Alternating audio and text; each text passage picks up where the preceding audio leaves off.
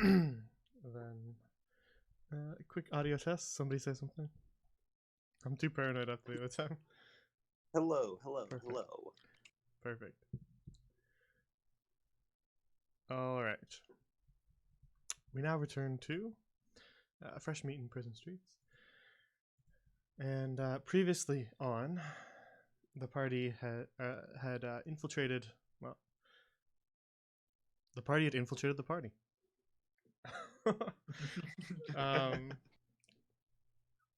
The masquerade ball that is being organized in Luchen's. They can't see what's popping up on screen, but they're doodling on the map, which is what I'm saying. They had infiltrated this party going on at a mansion. Two of them disguised as wait staff and two of them disguised as party guests. Oh god. I'll flip to it in a second. You guys will see. I think my computer just broke.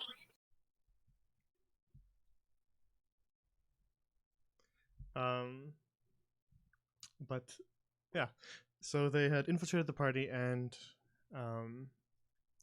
had been doing some looking around, trying to find opportunities, as well as speaking to some of the other party guests to try to get a lay of the land.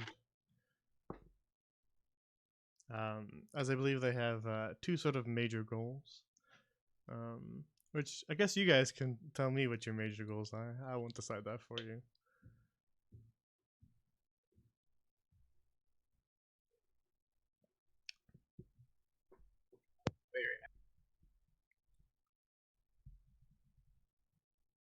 What's up? You want us to tell you them right now? If you want to. I was just kind of doing a summary, but I didn't want to summarize your own perspective, so. Perspective in Perry's view. Oh boy. I think our goals are somewhat undetermined right now. Wait. Okay. In Perez's view, the brass hand went to the party to go party, but instead of partying, they ended up serving people some drinks and food, and now we're trying to get upstairs, but there's like no plan to get upstairs. We're just randomly talking to people in the party as if we're like partying, but we're not really partying. Perry's view. From Alright. Ender's view, we are going in to get our cuffs off based on a favor for this guy from Achi. But Friendship bracelets. friendship bracelets. But it turned into a very lucrative business deal that could possibly happen, so Ender's mind is kind of revolving around that possibility. Proud Pool is searching for his freedom with fellow prisoners he met in Basat after they all broke out together. They have been on the coast of Carcassonne trying to fulfill Gaius' request in terms of finding defaming information about Lady Venetia of Lucens. While in Lucens, they've been working together by having Fox and Perry serve as servants, and Proud and Ender enter as guests. Proud, as one of the guests, is trying to use his natural charm to work the crowd and see what information he can gather. Upon arriving, he realized that Lady Venetia is not out in the open, but rather hidden amongst the masked guests. So he must find Lady Venetia, while the rest of the party can try to find a way to get upstairs and look for information on her. Wow, that was great. I should have you guys do the summary every week. I was about to say, I don't even need to go now. Jesus Christ. But you have to do it from Fox's perspective. Yeah, Fox had some arguments, and he's ready to get the job done. That was actually pretty accurate for Fox. Yeah. Short Good Fox, and I to think. the point. Yeah, Proud. Learn. It was good. Proud RP. All right. Then here's the map that I was looking at. They've been having fun doodling.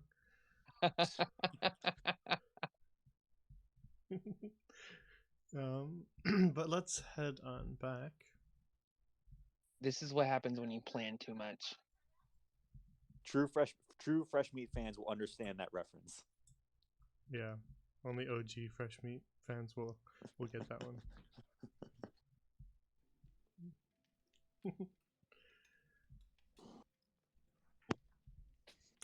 All right.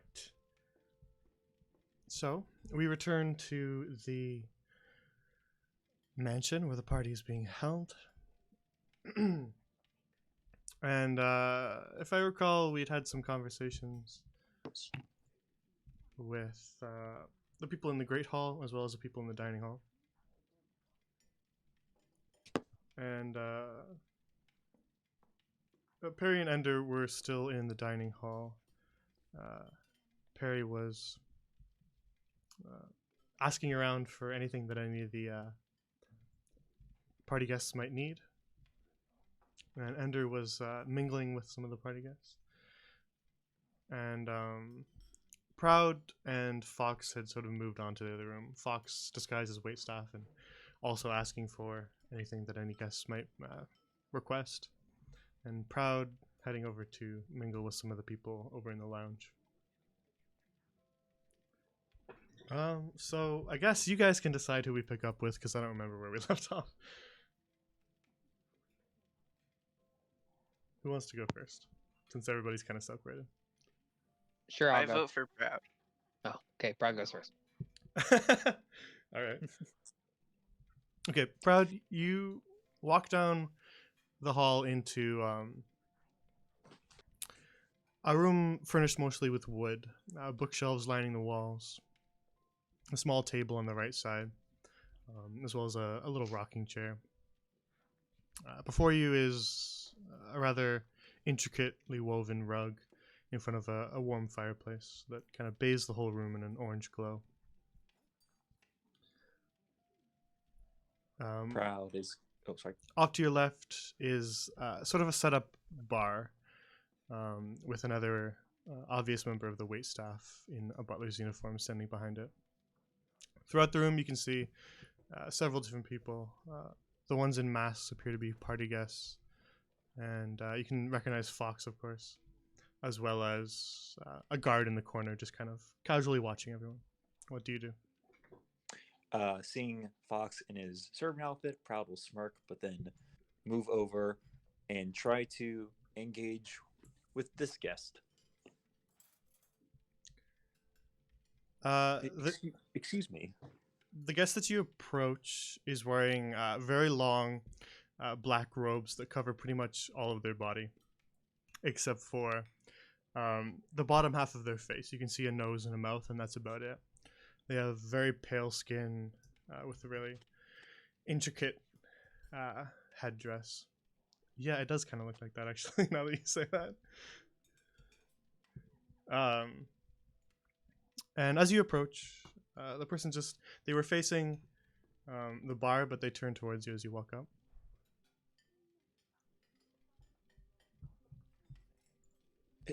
Excuse me, I don't believe we've had the pleasure of meeting yet. My name's Proud Pool. What is yours? I am Semplicio Vicari. I agree, I don't believe we have met.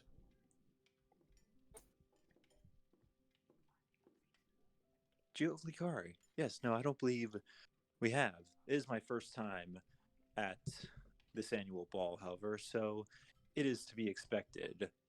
Who are you? What do you do? Why, I'm the High Justice of Lucens, of course.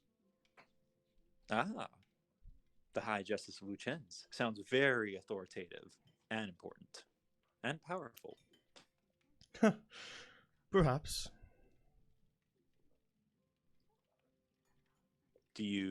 What exactly is it that you judge? I oversee the trials of criminals in the city of Lucens. Oh, I see. Is that busy?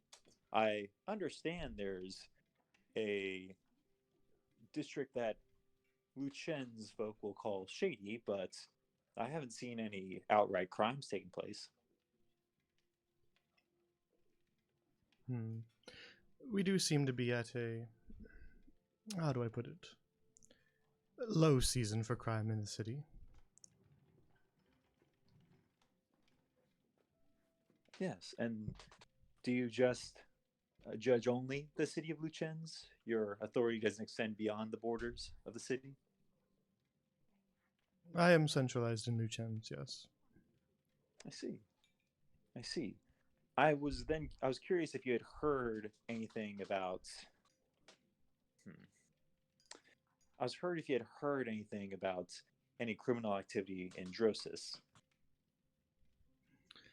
I Uh, came from there and heard that someone was killed, and I wasn't sure if you had any you would hear about that or only focus on the acts that happen within these city walls. I'm afraid if you're referring to Drosis, there are many tales of crimes happening in that little town. So Oh, they tend to all bleed together, if you will. I see. I didn't realize it was so dangerous. Might have stayed away from there if it was the case. But I also hear that Lucens is different than its other major city in Carcassonne, Achi. That Achi's more militant, that they might not even allow a city that townsfolk would consider shady. As someone who's been here, what's your assessment? Uh, the folk up in Achi tend to be a little more stuffy, I suppose. Here in Lucens, we have a finer appreciation for the cultural side of life as opposed to warmongering like they do up in the north. Hmm.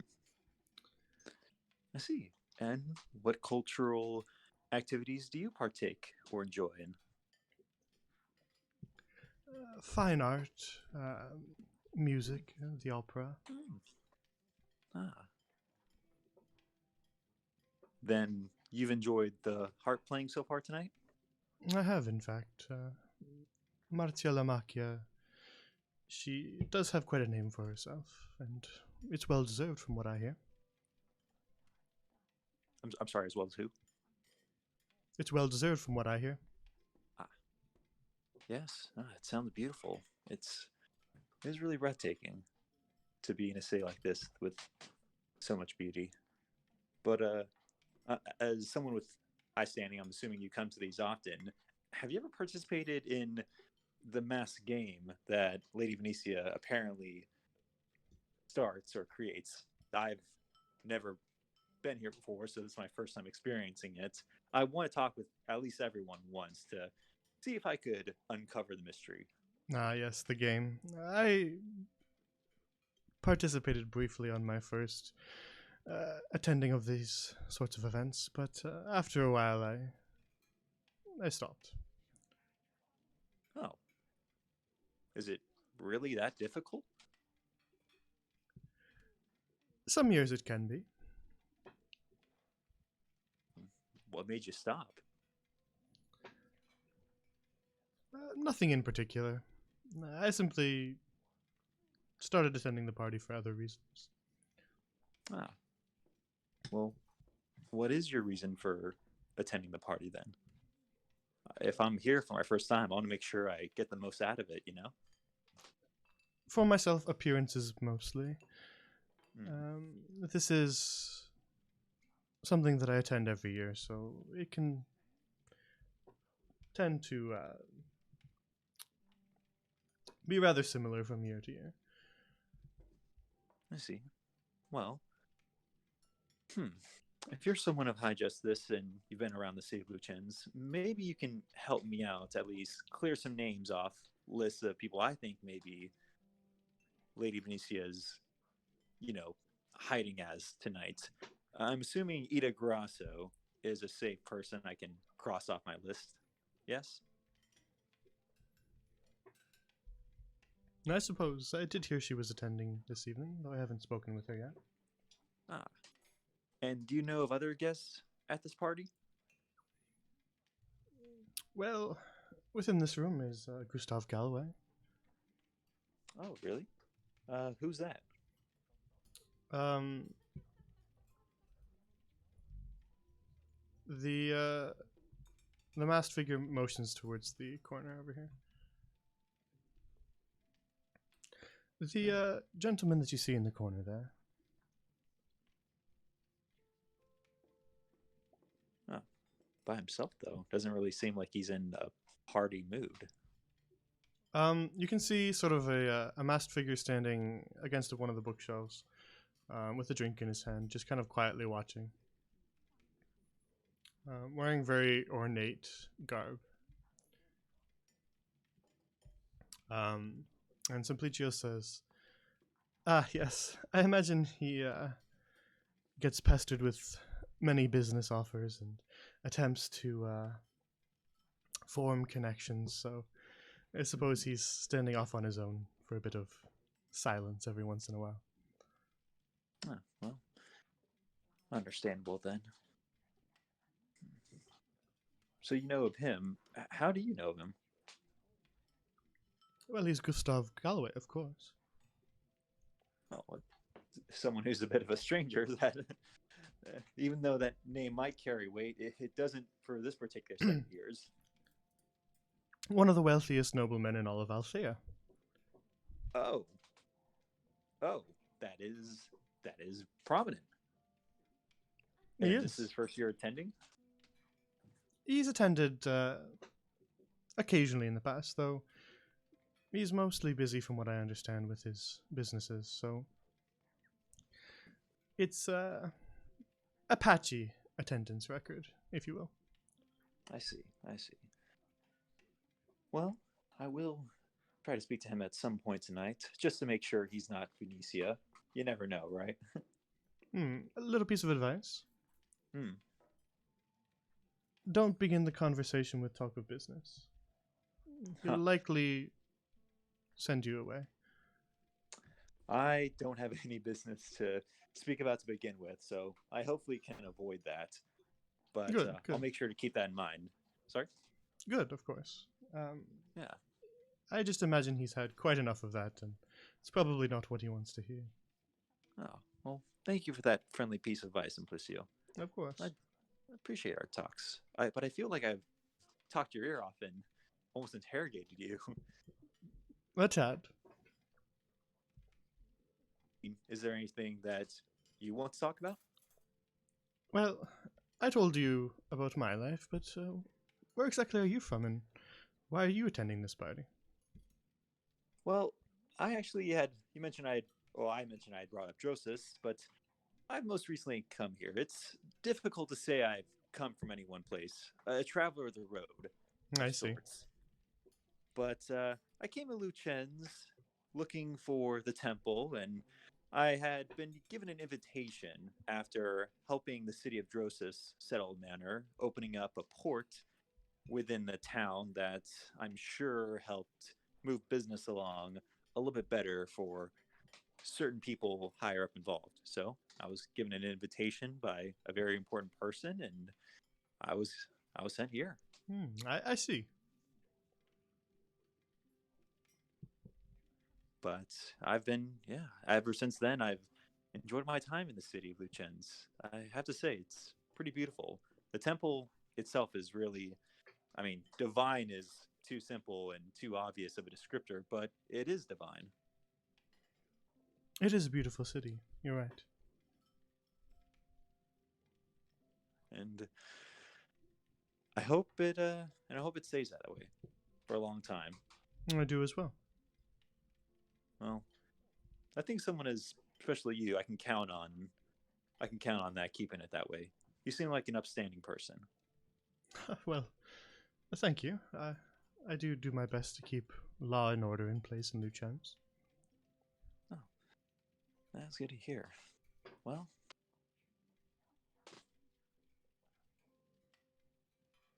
although everything I have to tell about for my life, I'm more of a traveler. I help out when I can, and if there's an opportunity to enjoy finer things like coming to a party like this, then I'll take advantage of it, of course. Of course. These parties are rather nice, and if you have the opportunity to attend them, then it shouldn't be something you miss if it's your first time. Yeah. Well, I'll make sure I won't miss anything else. I'll try to talk to everyone, and if I need to compare notes, I might lean on you just to confirm some things, unless you feel that's poor showing, in which case, feel free to send me away. Of course. We shall speak And again Prowl. if you feel the need to. Sorry? We shall speak again if you feel the need to. Of course.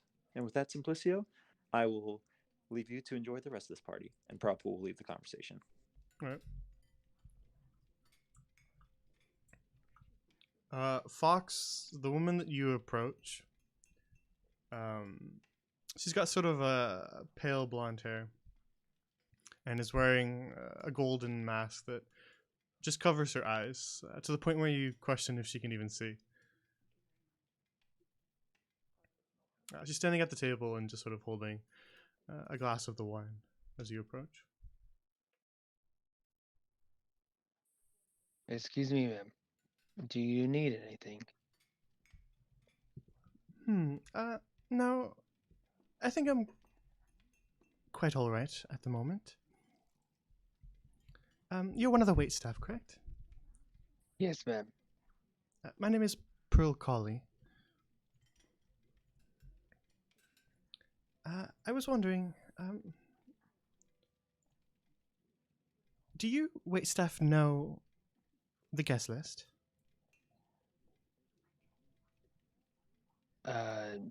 Personally, I do not because I was just hired, but I know some of the wait staff that is, uh,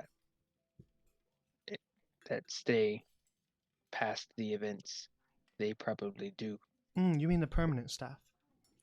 Yes, yes, ma'am. Do you know who that might be? Could you point them out to me? I could go and get one and have them come to you if you'd like. That'd be lovely, thank you, actually. Very well. I will be right back. All right.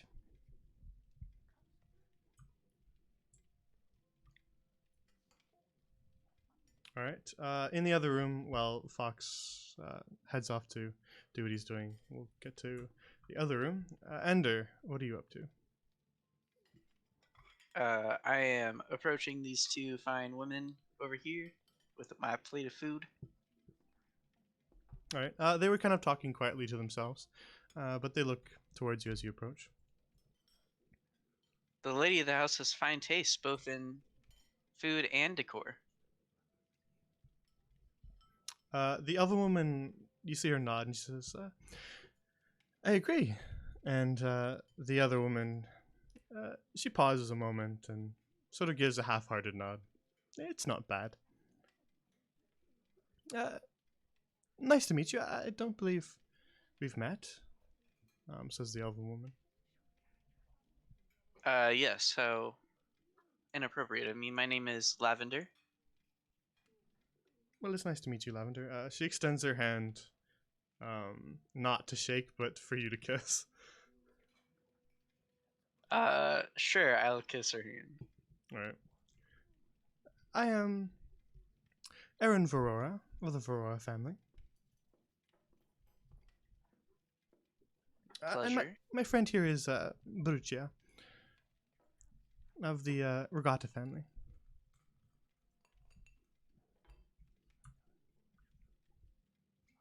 Is this your first time attending the party? Yes, it is, actually. I am not from Lucens, so it was quite of a travel to get here. Ah, I see. Whereabouts are you from originally, then? I'm actually from Arquine. Oh, really? That small town up in Lyrethia? Yep, that's the place. How interesting. What is small town life like? Oh, well, you know, even though it's a small town, I don't necessarily take the pleasure of living a small town life per se. You know, Ah, coming. I being see. a noble, Of being a course. noble from the area. I see. But I am the owner of an apothecary in the area, which is how I ended up getting the invitation. My business is doing quite well there, and was gifted an invitation to join this astute group of people. Nah, a businessman. I see. What do you both do for a living? Mm, work? You mean work? Well, not necessarily work, but how do you come about your wealth? Well, I'm from the Varora family, of course. You don't know of the Varora dynasty? Do I know the Varora dynasty? No. Probably not. Forgive me.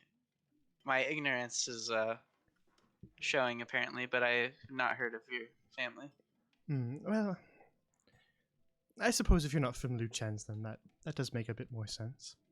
The Varora family were a wealthy family of elves spanning back hundreds of thousands of years.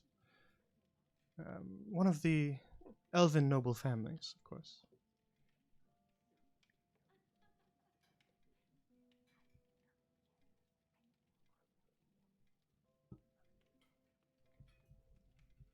Well, that would certainly explain your appearance at this party.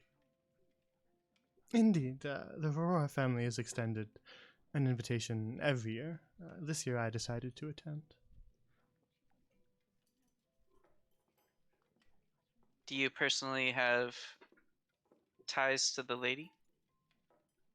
Mm, uh, ties? No. Though, I do wish I could remedy that. Well, it makes it hard. I haven't been able to see her yet, so not sure why In- that is. Indeed, her love for that little game seems to be making connecting with her rather difficult. Game? You're, I suppose, an out-of-towner might not know about the game. You haven't heard of the game that Venetia plays at these masquerade balls? I have not actually. What is this? Well, I see Venetia attends these events as a different person every year, and it makes it, I suppose, very difficult to ascertain exactly who she is. Interesting.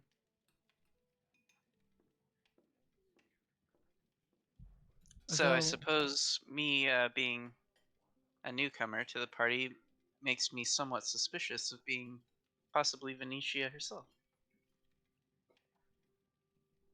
I suppose so, actually, now that you mention it.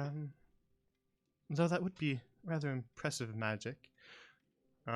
She starts to hold her hand out towards your face to touch your face. Okay, I'll let her touch my face. All right. She sort of reaches out one of her hands. She's wearing sort of long velvet gloves, and she just sort of pinches your cheek and then pokes your forehead. Well, I have a mask on. Oh, true. Well, she, yeah, okay. Well, she does that anyway. Not pinch your cheek, but she sort of pokes at you. Okay. And says, well, I'll just kind of smirk under my mask and be like, very impressive magic indeed.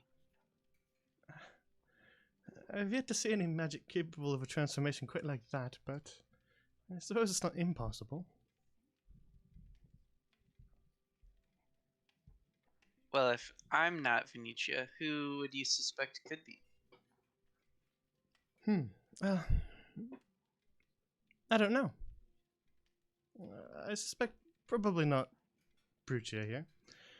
The woman next to her just rolls her eyes and goes, "Of course it's not me. As we both arrived at the same time, and it would be rather hard for her to have suddenly become another person." Very true. My money is she's someone that has the ability to have many eyes on many of the guests, see what is going on at her own party.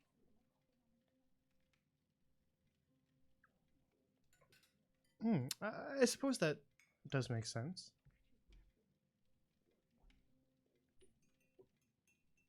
Speaking of the party, is there anything else that goes on besides conversation and indulgence? Conversation and indulgence, business deals for many of the aristocrats around here are a reason for attending. Occasionally, a upstart company, one of their representatives makes it here and gets their hands on an invite and manages to annoy everybody with their business opportunities that they offer everyone. Though I haven't seen too much of that tonight, though I haven't talked to everyone. And I have heard that this year the wine barons sent representatives. Well, hopefully they brought some of their wine. Have you tried the wine in the Great Hall? I have not. I actually wrote to the party a little late, so I've only managed to come over here and enjoy some of the delicious food. Well, you should consider giving it a try. I've heard that it's a gift from the Fresco Vineyards. I will certainly have to do that.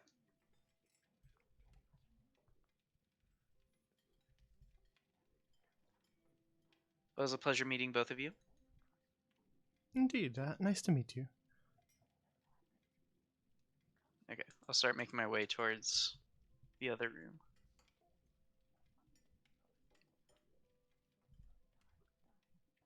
All right. Perry, what were you up to? I'm having a hard time remembering. Asking people if they needed something. All right. I just couldn't remember if you had talked to these people or if you were leaving that conversation or what you were up to. As I walk by Perry, I'm just gonna hand her my plate. And then keep walking.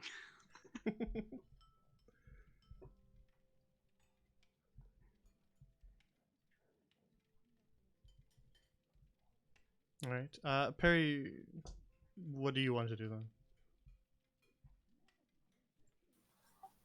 I guess Perry would like to go back to the kitchen to talk to the staff.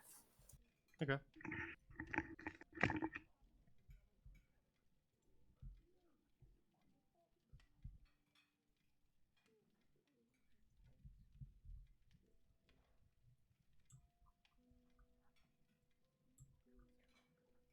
Then you make your way back down the hall, down the stairs towards the servants' quarters, and arrive at the kitchens, which are still sort of bustling with activity.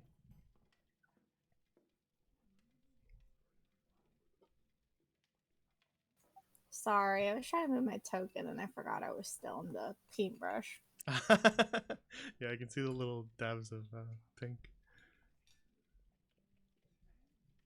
I put dots on Fox.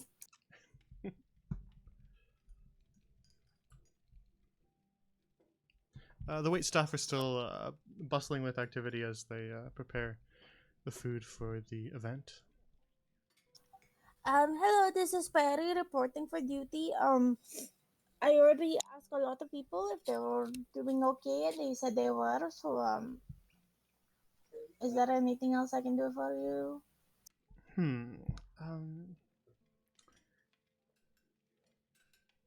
Yes, actually. Would you mind heading out to the courtyard and making sure that everything is all right there, that there isn't any need to refill some of the food out there. We need to check in on there every once in a while to make sure that there isn't just empty dishes sitting. In the courtyard? You mean the one in the front, or? No, head on past the lounge, through the Great Hall into the lounge, and then the door out there will lead you to the courtyard. Oh, great, wonderful. Okay, Perry will go do that now. Very good, thank you. As you make your way up the Um, stairs, you pass by Fox, who's heading down. Hello, Fox. I'm heading into the courtyard to clean up plates. Wait, what's in the courtyard? I don't know, Perry's just doing her job. Lady over there said courtyard needs to be cleaned, so I said, okay, sure, Perry will clean courtyard. Okay. Oh, okay. Okay, bye. Perry heads into the courtyard. Alright, then we'll follow Fox for a moment as you make your way down the stairs into the busy kitchens. Lucilla's still standing, kind of overseeing everything. And she says, you're back. Was there any requests from any of the guests? Yes, there was a guest. Her name is Pearl. I forgot her last name. She seemed interested in seeing the guest list, but specifically if any of us were familiar with the guests. I don't know why. I don't. What? Yeah. An odd request. Perhaps I should speak with her. Whereabouts was she at the party? Come and I will show you. All right. She begins to follow you.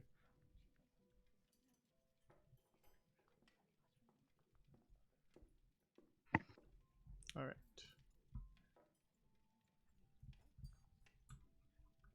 So back in the lounge, Proud, what are you up to? It depends. Is Ender trying to approach him, or would you say Proud has enough time to go mingle before he even sees Ender? Because if he sees Ender, he's gonna speak with him. If not, he's gonna keep talking to some. To other You got people. some time. I would say that Ender's probably still walking through the Great Hall. So you got Okay, some. So you can do what you want. So knowing that Simplicio said that this was Galloway, Proud is gonna go over and.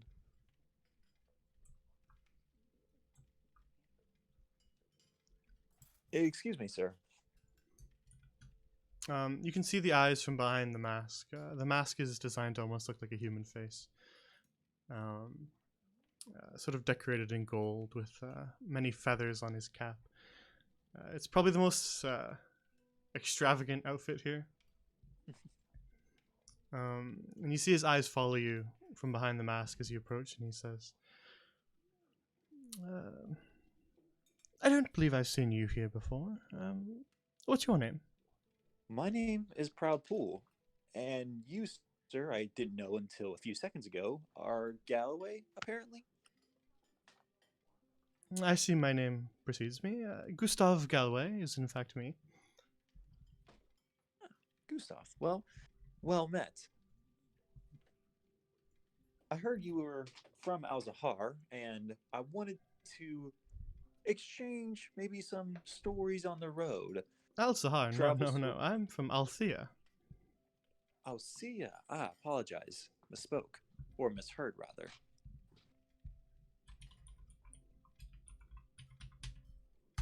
And where is Althea, actually? I don't believe I've heard of that city. I typed it in the Roll20 chat. Okay.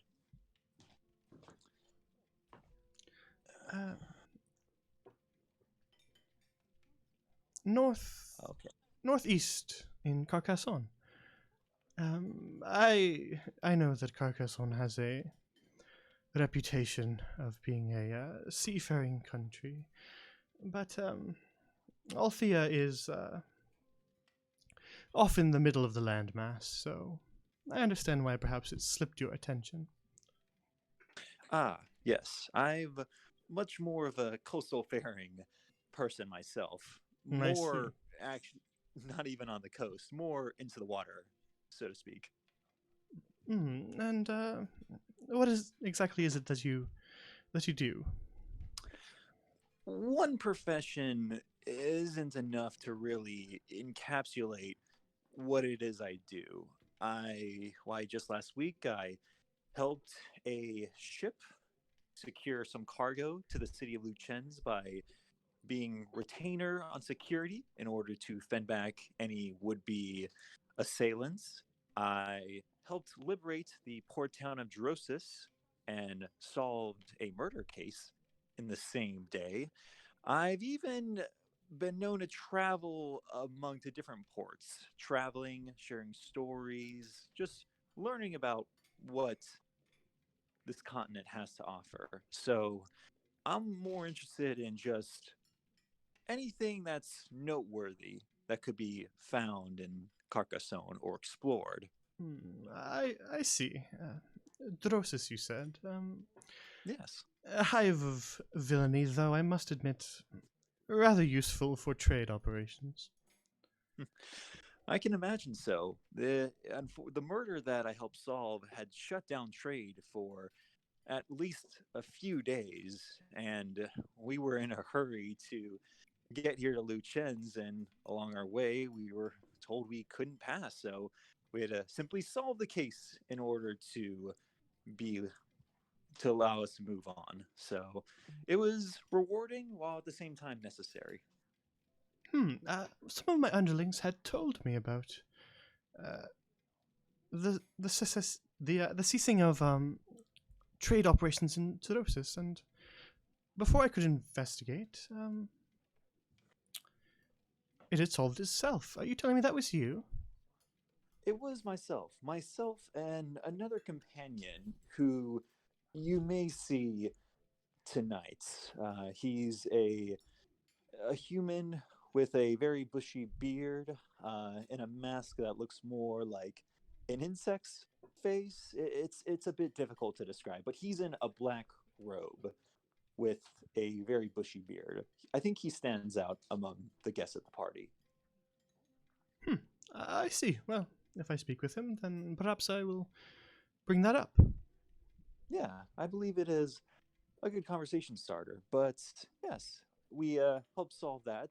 It was more to ensure we came to Lucens, but I'm happy to see that it benefited you, among others.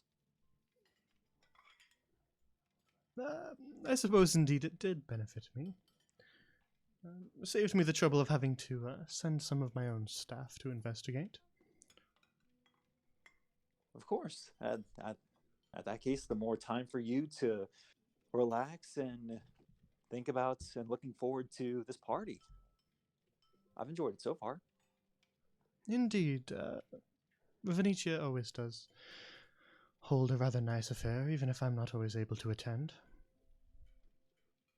Yeah, she seems to. And also, it is my first time coming to one of these, so I'm trying to understand as much that this party has to offer as possible. I don't want to spend any time at one event that I can't try to take the most experience out of it. And heard there was a game. I'm going to try to meet his eyes.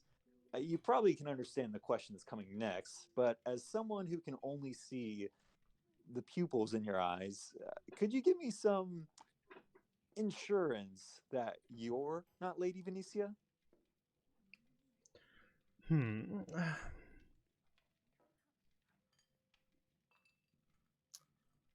I suppose it's rather difficult to say for sure. I'm not Venetia, but as to some proof, rather hard to say. I do have this brooch here. He points at the sort of kerchief tied around his neck, in which you can see a little golden clasp holding it in place. And it bears the mark of my company. Only one of these exists. Well, that is pretty impressive, and that would be a very notable piece of jewelry. So I can understand why only, if only one of those exists, then that would pretty much prove that you are not Lady Venetia. I Could believe I- could I- that's likely the best I could do. What was your question? Could I look? Yeah, could I? Sorry, out of character. Could I like look at it and try to inspect to see how if it looks fake or not? Um, sure. I'm not sure that's something you have a ton of experience in, but do an insight check anyway.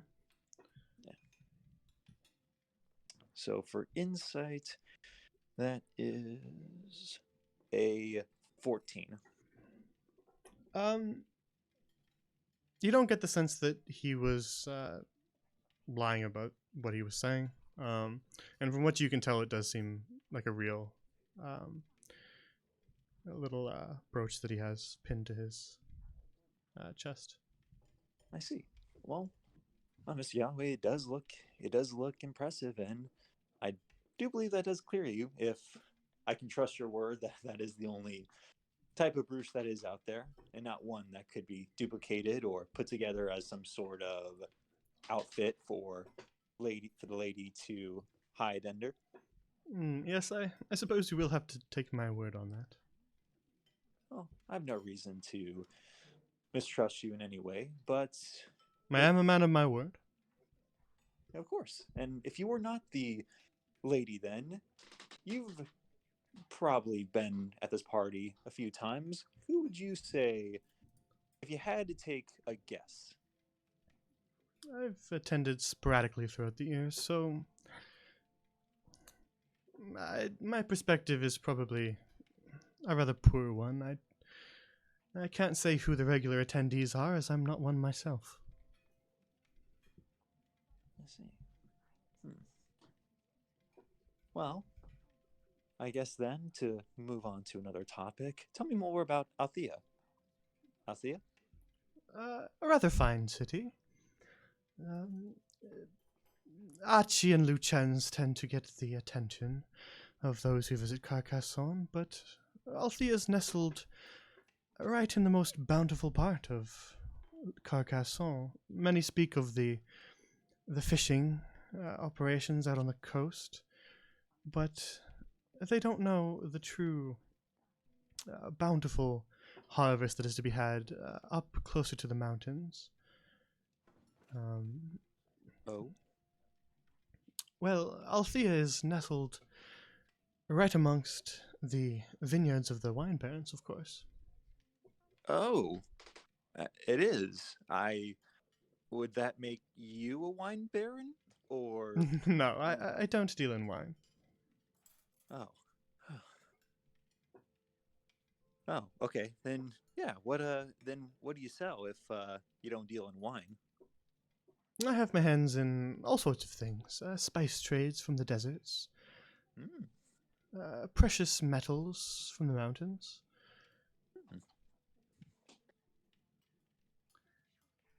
Well, sorry. It would be hard to summarize my business exploits in a single sentence, if you understand. Well, of course, it was difficult for me to summarize what I do in a single sentence. I couldn't begrudge you the same burden. Of course.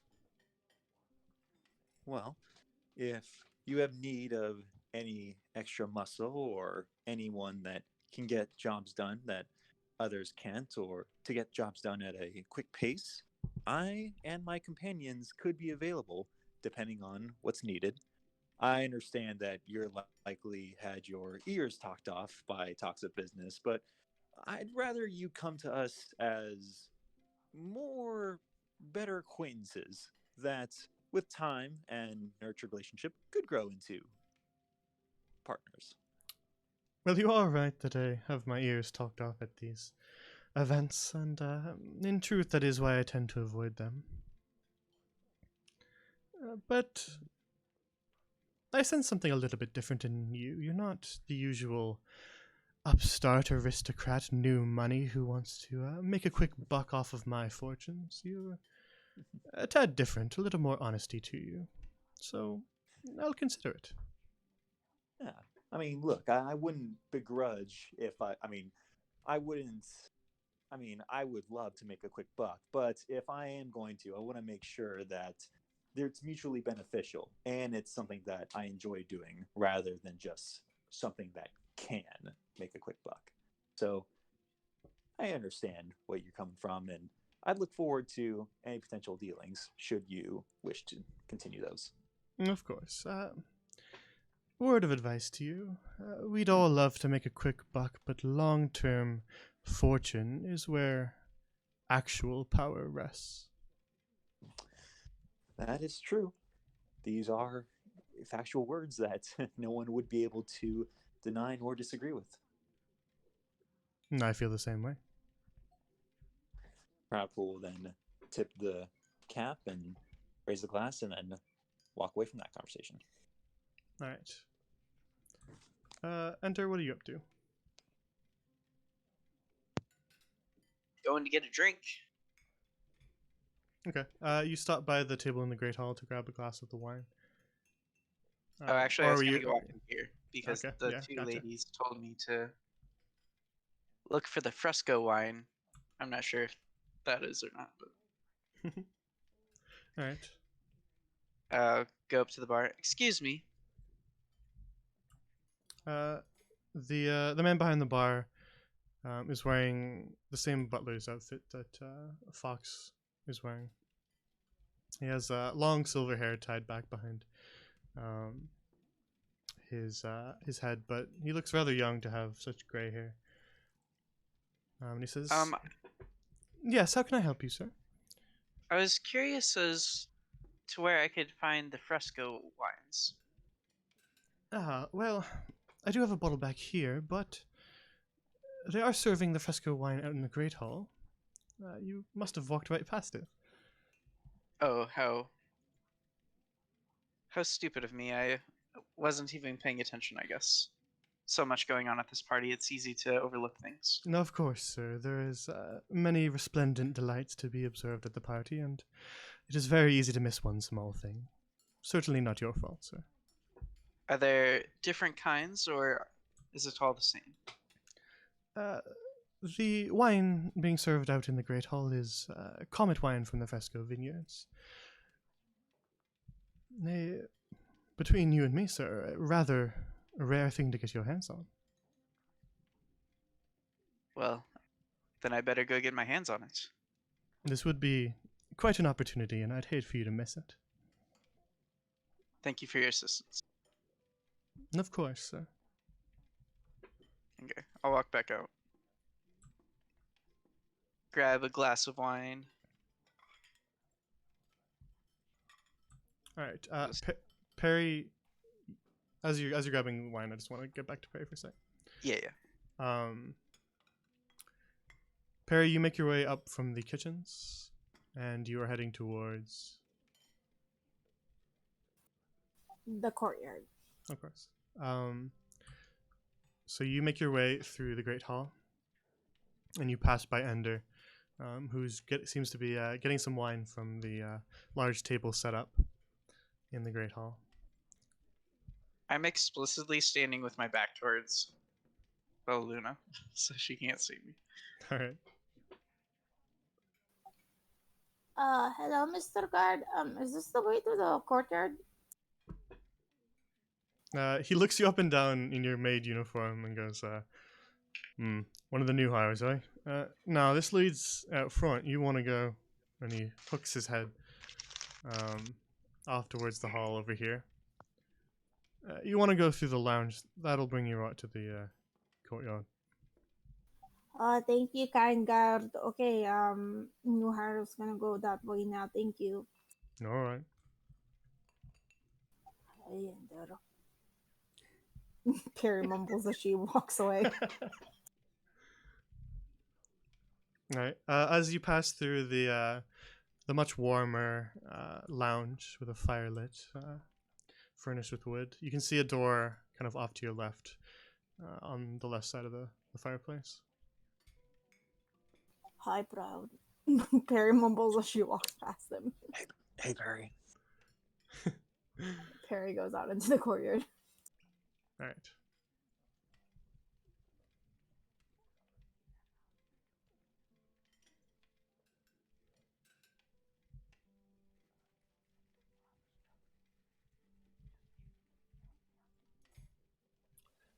The courtyard that you enter you walk across some stone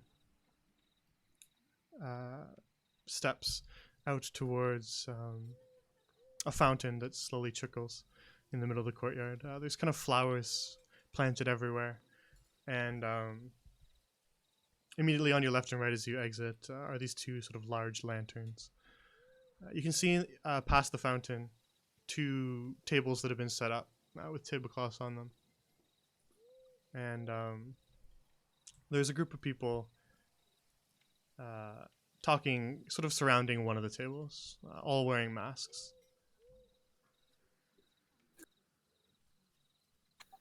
Hello, fellow party goers. My name is Perry, and I'm here to ask if there's anything you need. Water, food, take plates from you. As you announce, make your presence known to the group here. The figure here, wearing very flamboyant garb, turns towards you and goes, "Ah, a pleasure to meet you, my lass. What is it? Your name you said was Perry? My name is Contare Medici." Hello, Mrs. Medici. Oh, no. Mrs. Medici is my wife over here. Oh, Though I do understand it is rather hard to tell with all of these costumes we have on. my apologies. I'm very brand new, if you cannot tell. Of course, no harm done. Anyways, would you like anything to drink? Fancy any food, appetizers? I'm all right. Darling, would you care for another glass of wine? You see the other figure, wearing kind of a similarly flamboyant outfit. Say, yes, actually, I would care for another glass of wine if you are offering. Yes, Perry is 100% offering anything to your needs. And would anybody else on the table like anything else?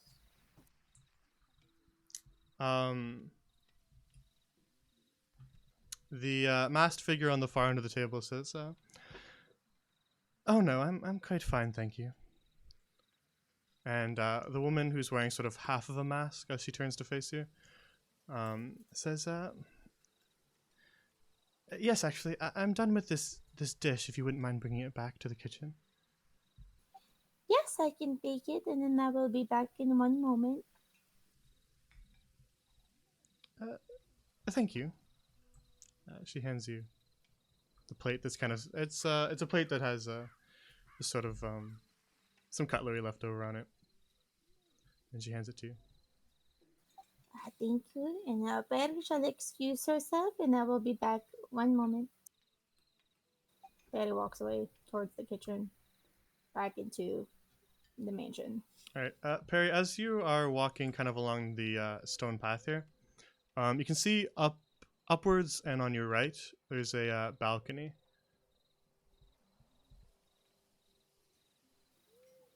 Can I see if there's like lights or something? Like if someone's up there? Lights, no, but there's definitely, from this angle, hard to tell, but some sort of window. No. Okay. Okay, well, Perry will walk back into the kitchen to put the stuff up and get wine. All right.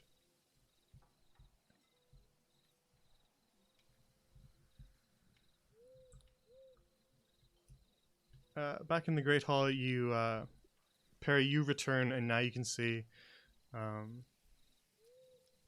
Proud leaving his conversation, while Fox is probably here by now. So we'll move on to Fox. Just give me a sec to grab Lucilla. While I was walking with, I already forgot her name, the waitstaff, can I actually ask her a question or two? Yep. If you don't mind me asking, it seems awfully strange to get a guest list What? Why would someone want to know? Is there something I don't know about these events? Well, that's what I'm intending to find out, actually. It is rather odd that she would be requesting a guest list. And where's the lady of the house? Does she show up late to the events? No, I suppose this is your first time working this event, yes? Yes, ma'am. Well, the lady of the manor, attends she attends these events in disguise. It's a part of her little game that she likes to play. And is this something that the staff knows, or does she keep it from everyone? She keeps it from everyone. Just she doesn't like anyone to spoil the fun. I see. And one last thing. Is there anything special going on tonight, or is it just this same setting where everyone just kind of discusses at their own leisure? Well, originally the masquerade balls were started as a sort of dance, but eventually they became mostly business meetings, and everybody stopped dancing. So they sort of transitioned to the sort of event that you see before you. More of a mixer, a way for people to mingle with the other nobles.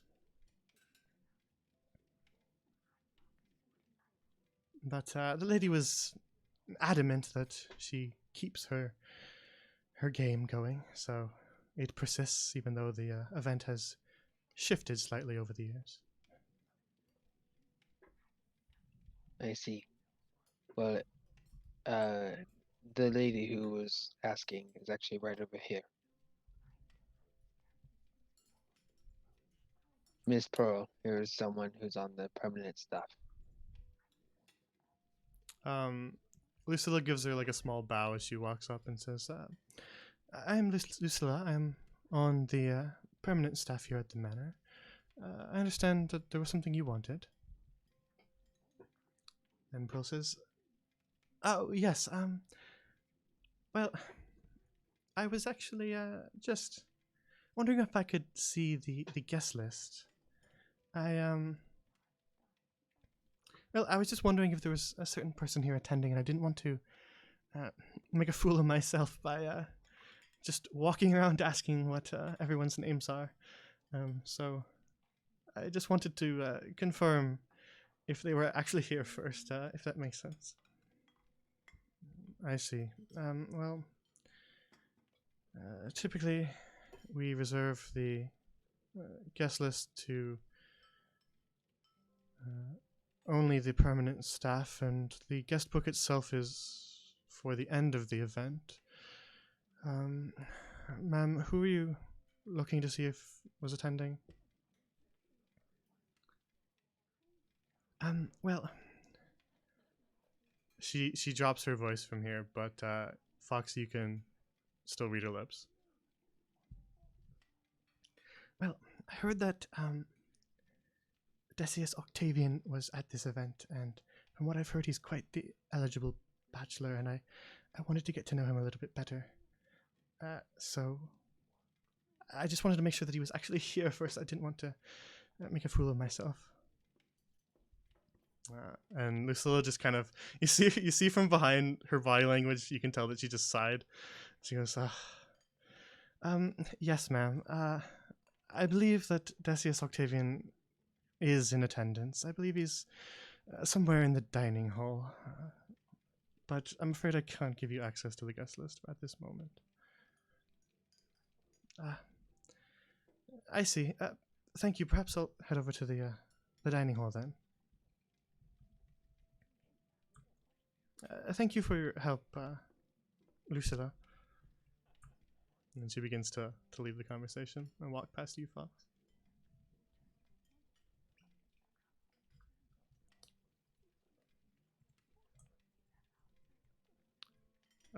Lucilla begins to sort of make her way back towards the kitchens. If you're going to walk with her, or if you're... Would you like me to do anything else, Rosetta, or just stay on the floor? As she walks back up to you, she sort of lowers her voice a bit and she goes, "And here I thought that would be something important. Um, I suppose no one has checked the doors on the eastern side of the manor. Would you mind heading outside there as we head back? Party guests don't usually spend much time out there, as there's not really much to do out there, but occasionally you get one who wanders out there drunkenly, so would you mind just checking for me?" Absolutely. Do I need a key or anything? No, it should be unlocked. It's the door on the other side of the dining hall as we pass through it. Very well. I will check that.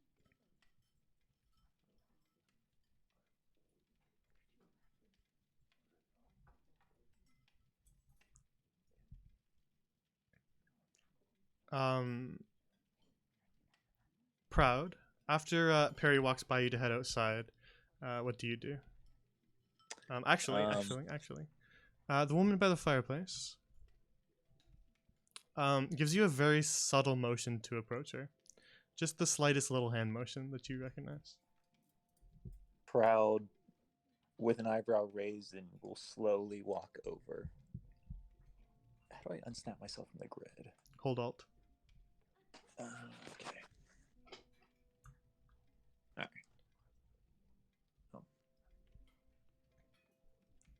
All right. As you approach, she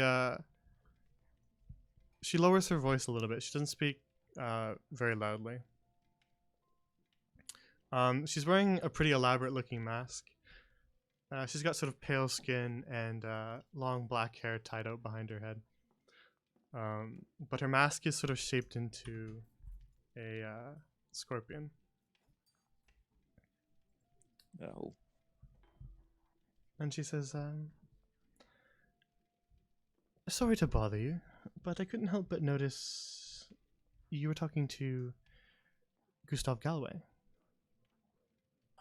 Yes, indeed I was. Very nice man. Do you happen to know him personally? Oh, no, not at all. This, first time I met him. Just now. Were you watching me? I must admit that I was watching. Though it is a bit disappointing that you aren't a personal friend of his.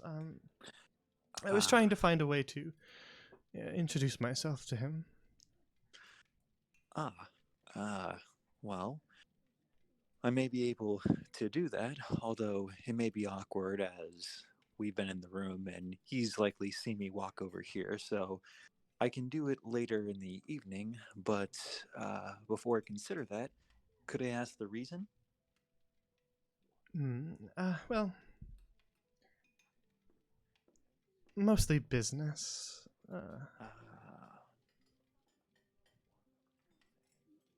Though I've heard that he is a tad hard to approach and that he doesn't appreciate business deals, so I was hoping for maybe an intermediary to help smooth that over, if you understand. I understand. Well, I think I had the advantage of having a nice conversation with him, as I had no business to speak about, and I see. rather just ask them questions about himself. Found out that he's from Athea, here in Carcassonne, and I asked him more about his city and what he did there. So it was a bit roundabout way of asking about his business, or rather learning about his business.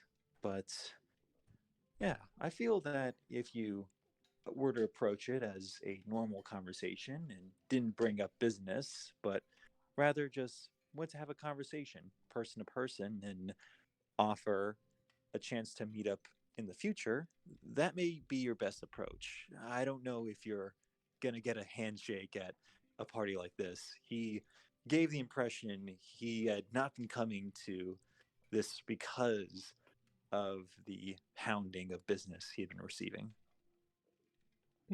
I see. He has been a little bit evasive and difficult to approach. That does make a lot of sense. Thank you. I apologize. How rude of me. I never even asked your name. Oh, well, my name is Proud Pool. And your name, ma'am?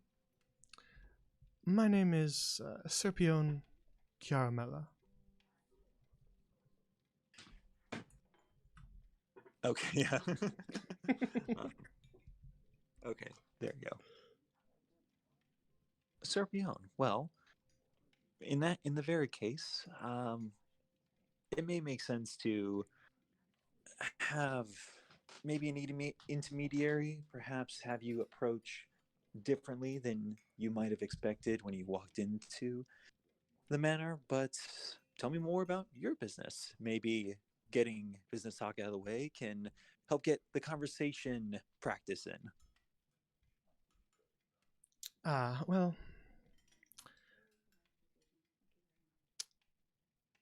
the business side of it is not really.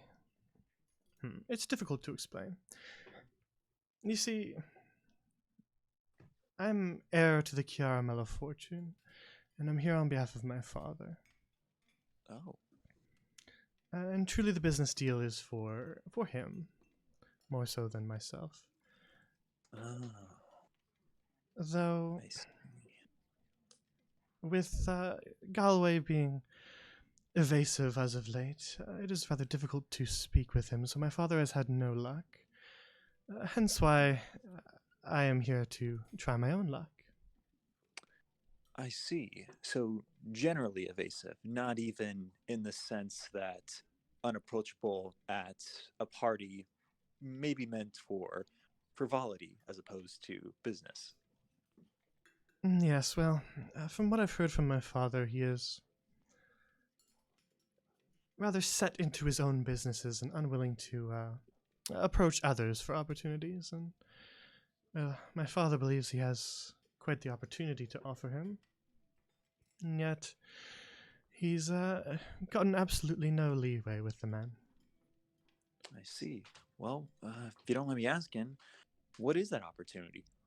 Maybe my insight could help shape when you have a chance to speak with him. Well, I don't believe my father would appreciate talking business with strangers. As it's not my business, it's more his. So I'm afraid you'd have to Well, speak to my father about it.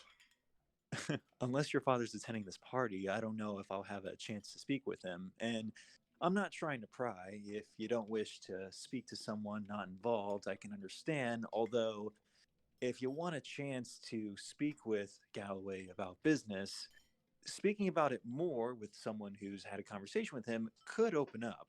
I promise, as someone who hasn't had any interest in regular business, I don't have anything to gain from any information you tell. Rather, just trying to help a guest out.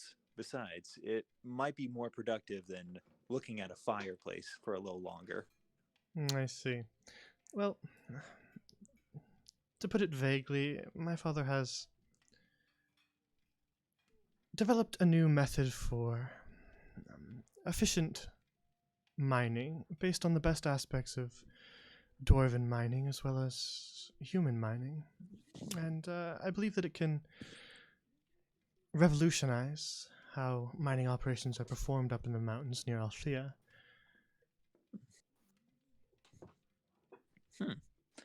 I see.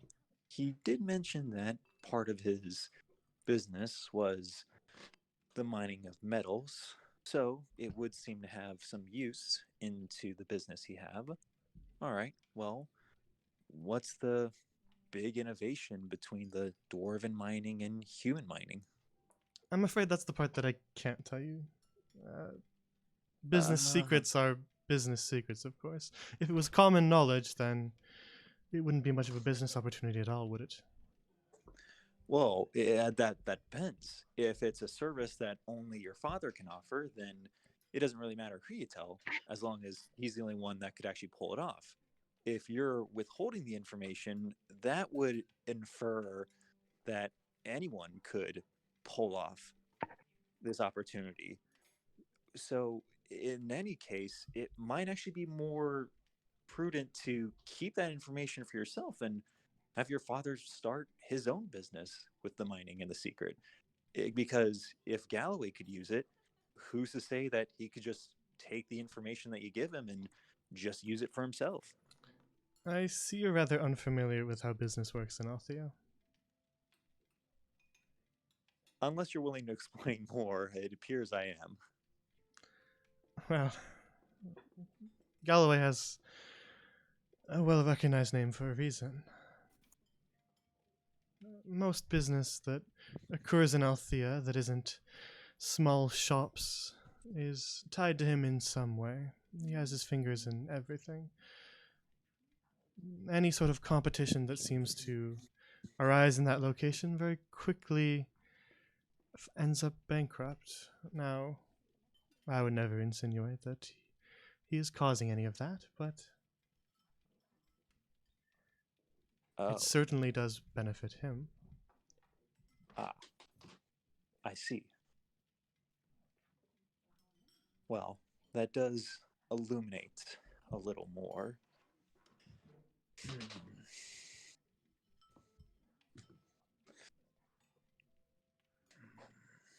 Well, if I'm to do this for you, I feel that it should be a fair trade. While you may not be interested in business in the traditional sense, perhaps a deal could be made of some business. If you can help me, then I might be able to help you. I see. Fair is fair. What do you need from me?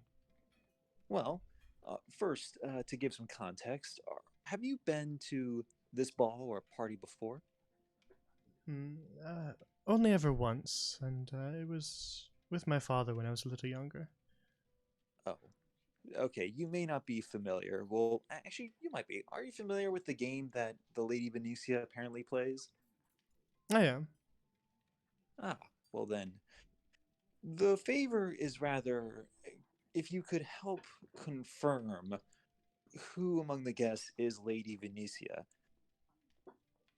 If you can help me confirm that information, then I'd be happy to try to be an intermediary for a deal with, or rather, a discussion with Galloway.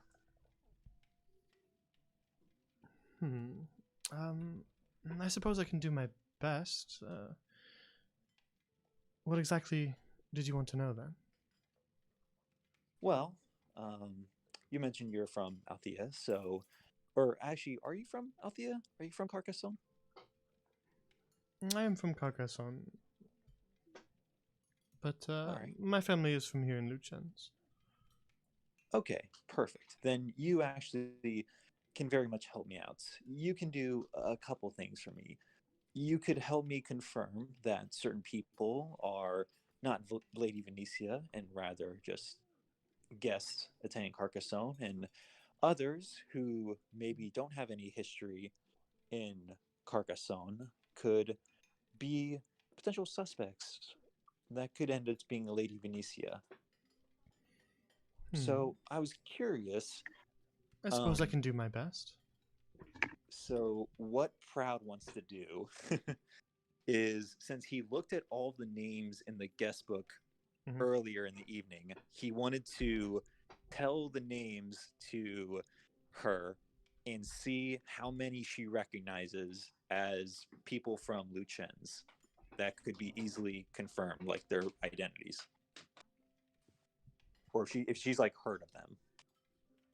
All right. Going through the list, she says, Ida Grasso. I've seen her before. Wife of Albert Grasso of the Grasso Fishing Company. They have quite a name for themselves around here.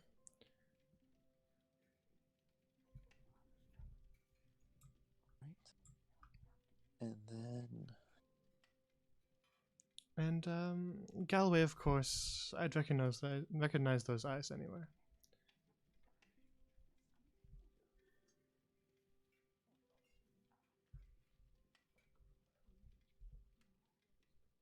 Okay. And that you see her kind of glance around the room a little bit. The excitable girl that was off to my right before, sort of pointing here. Hmm. I believe her name is Pearl. I'm not entirely familiar with her. I have never seen her around town, though I can't say if that's suspicious or I simply have never met her before. All right. I have heard of Agrippa, Munatius, Malice. He's from Archie, of course, so my familiarity with him is a tad low, but I have heard his name before. She drops her voice to the point where only you can hear it. Do you see the woman at the table behind me? Yes. I've never seen her before in my life. Not on the streets of Lucens, and never at any sort of upper society events. And I do think it's a little odd that she's not wearing a mask. Oh, this lady. Okay. Yep. Okay. Okay. And what about Simplicio over at the bar? Simply I heard she Chill. was. Yeah. Yes, the High Justice around here. I've definitely know that Simplicio is the High Justice, though I haven't spoken with her tonight. Well, in any case, then, that is helpful information. Oh, sorry, I didn't mean to cut you off. Are there others? There are a few more, yes. I haven't seen her around tonight, but judging by your guest list, Aaron Varor is here. Now, I've spoken with her in the past, from the wealthy Varora family, of course. And, well, I haven't seen her around, but it does make sense that she would be here. Though, it is a little odd that Brucia Rogata would be here. Now, these are only rumors, you must understand. But I heard that the Rogata family lost their fortune.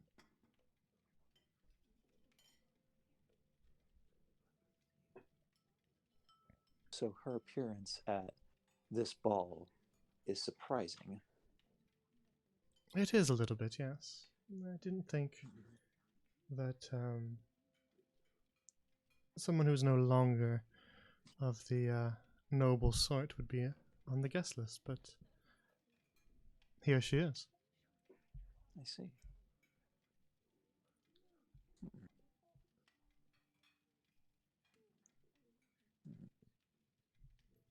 All right. And is that everyone? Mostly, yes. The Contare and the Contessa, I believe they passed by me on their way out to the courtyard. They are well known throughout Carcassonne. You might have heard of them. They're the rulers of Althea, of course. Ah, It's very hard to mistake their flamboyant personalities. I see. All right. Well, then it seems I have a few people to meet with and discuss further. It would seem Well, so. that is a help. What may make sense is, as the party is winding down, meet me in the main hall, right by where the wine was. Once there, we can discuss a plan on how to approach Galloway. I believe that the last conversation would be the most significant, and if you're lucky, perhaps when he's more inebriated. So it could lend you to a better chance to discuss whatever it is you need to discuss with him. Perhaps a clever plan, you're right. Very well. So, yeah, I'm pretty recognizable, so feel free to meet me in the main hall. I'll be there waiting eventually. I'll do just that. And Proudpool will leave the conversation with a tip of the cap. All right.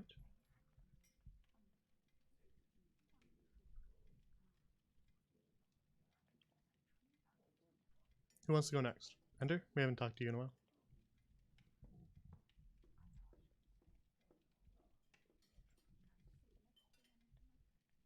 Hello? He might be in the bathroom still. He did tell me he was in it. That was like 5 minutes ago. He might still be pooping. No worries. Fox, we can go to you then.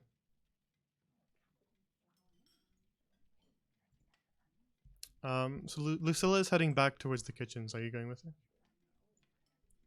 So I'm gonna go to the doors to the right, next to the dining room, as she asked. Yep. All right.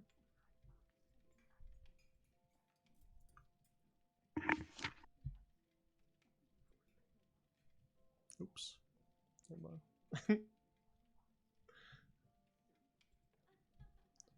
All right. So you make your way out these doors into the outside air.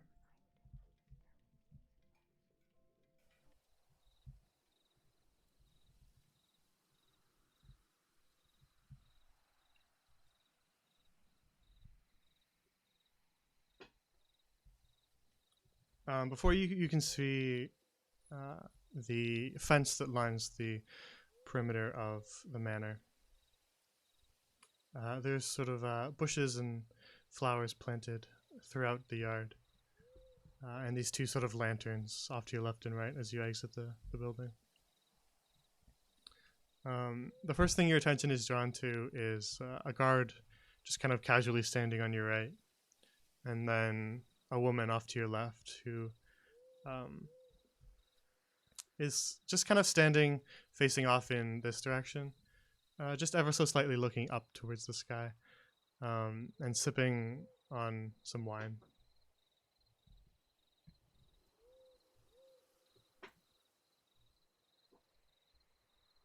Okay, so first I'm gonna go to the guard. All right. As you approach, the guard kind of looks you up and down and goes, "What, staff? Yes, sir. Was there something you needed?" I was told by permanent staff to come and check and make sure there were no guests out here. And I was wondering why there is. Do you have any idea how long she's been out here and why? Well, I was doing my rounds around the manor and saw that she'd wandered out here. Thought maybe another guest was drunkenly stumbling around, but she seems quite capable of her all of her faculties and doesn't seem to be doing any harm. So I just decided to hang around, make sure she's not up to any trouble. She didn't seem like one for conversation when I talked to her, but maybe all the armor and the weapons turned her off. So would you mind actually finding out why she's out here? I'll be grateful. Very well. Let me see what I can find out. Thank you.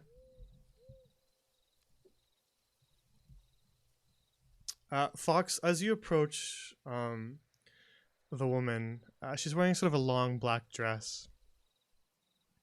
And you can see sort of some golden earrings dangling from her ears.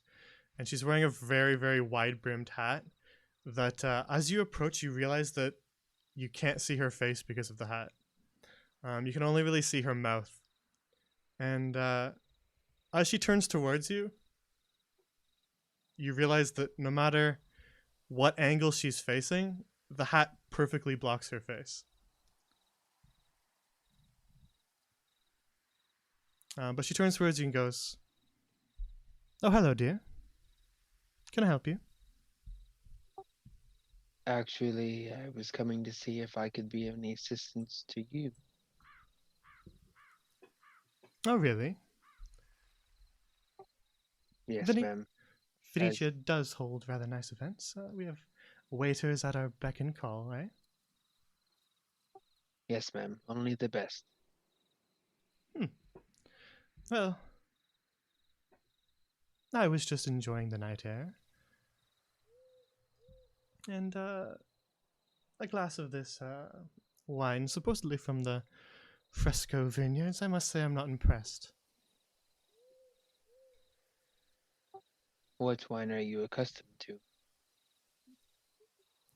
Well, I may be a little biased, but I do prefer the Scagno Vineyards. Have you had a chance to try the wine? I don't imagine they let the wait staff indulge. No, I'm afraid I have not. Would you like to? She holds her glass towards you.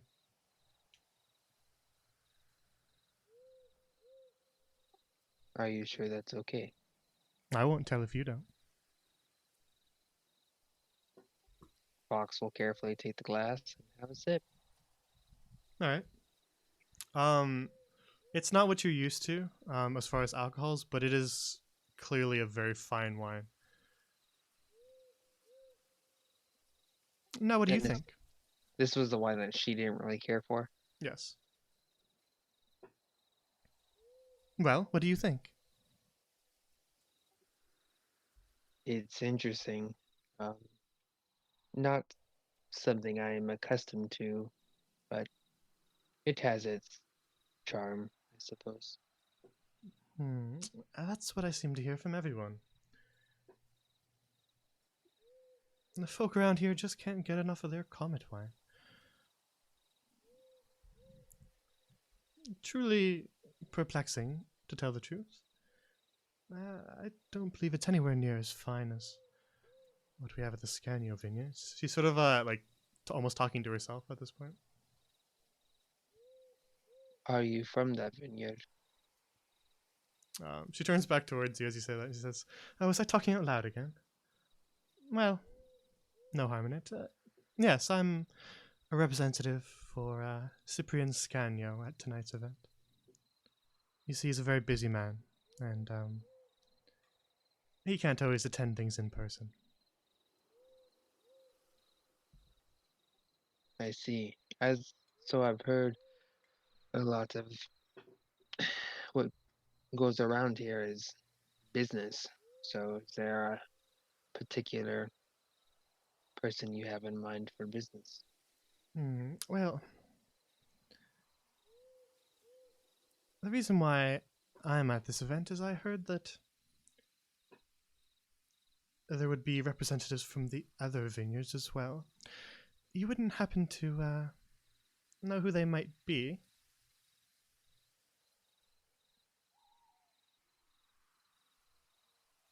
I do not, but I can keep my ear close and I can see you again with some intel. I would appreciate that. I wouldn't be against slipping you some gold if you happen to get that information for me. She shoots you sort of a little grin from under the brim of her hat. Very well. I will do my best. Wow, that is a grin right there. Holy cow. Looks like Corella DeVille. I love it. Yeah, she does have that kind of vibe. Now, what's your name, sir, by the way?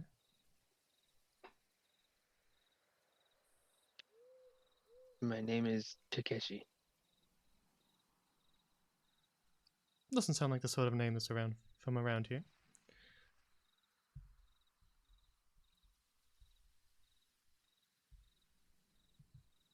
I'm sorry.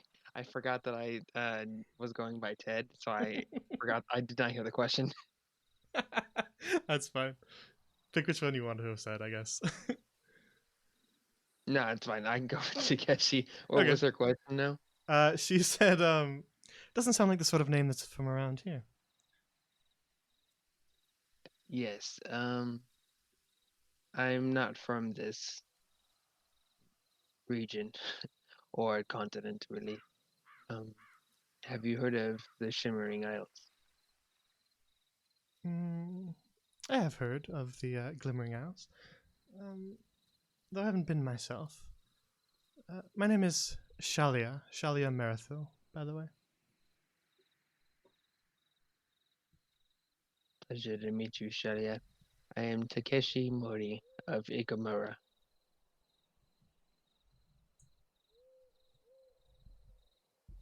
Well, it's nice to meet you. I suppose I'll do a little more drunken stumbling around out here. She shoots you this another grin.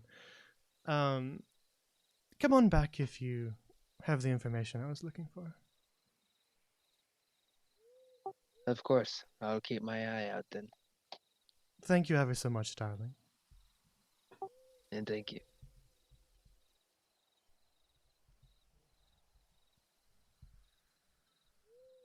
I'm gonna look at the guard, and I'm gonna give him like the OK symbol. I'm just like, it's all right, and I'm just gonna keep walking. All right. He kind of gives you a bit of a shrug.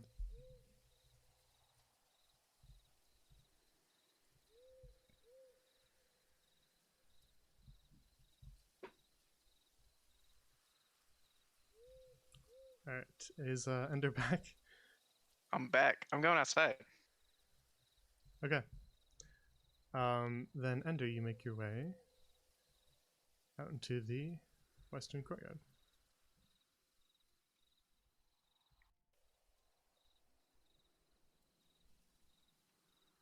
You can see some of the party guests still chattering around this table as you make your way out into the night air.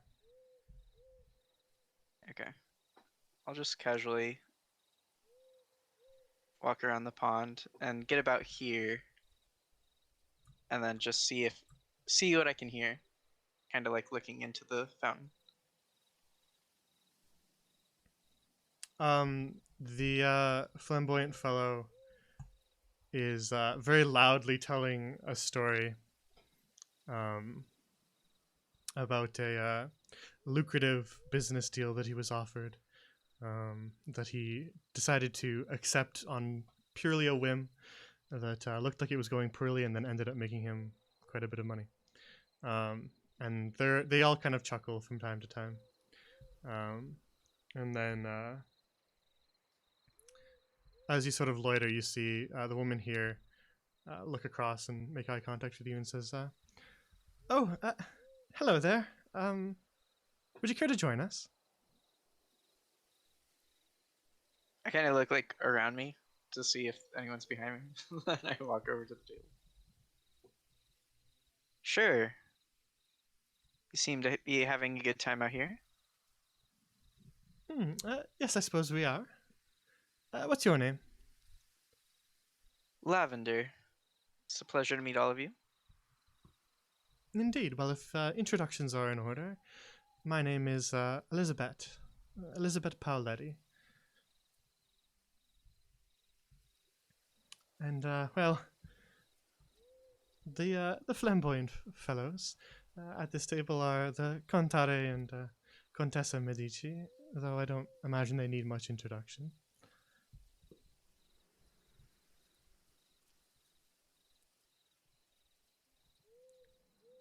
Oh, sorry, that's the wrong name tag. Spelled it wrong. There we go. Yeah, I spelled this wrong too. Perfect. All right. And then the one person who hasn't spoken says, and I am Consolata de Blasi. A pleasure to make your acquaintance. Oh, the pleasure's all mine. You all have very lovely outfits. Thank you. Your mask is rather nice as well. Yes, I took inspiration after my apothecary that I run. sometimes we use insects to create the potions that help our patients. I see. That's all. This is Elizabeth speaking. I see. That's all very fascinating. Not particularly from close. So I apologize if I offend any of you by asking, but what all are you guys profitable in? The Kantare speaks up and says, "Well, of course, you may have, even if you're not from around here, perhaps you've heard of us. I am the Kantare, and my wife is the Contessa. We are the rulers of Althea, the truly the most beautiful town in Carcassonne. But don't tell the others I said that."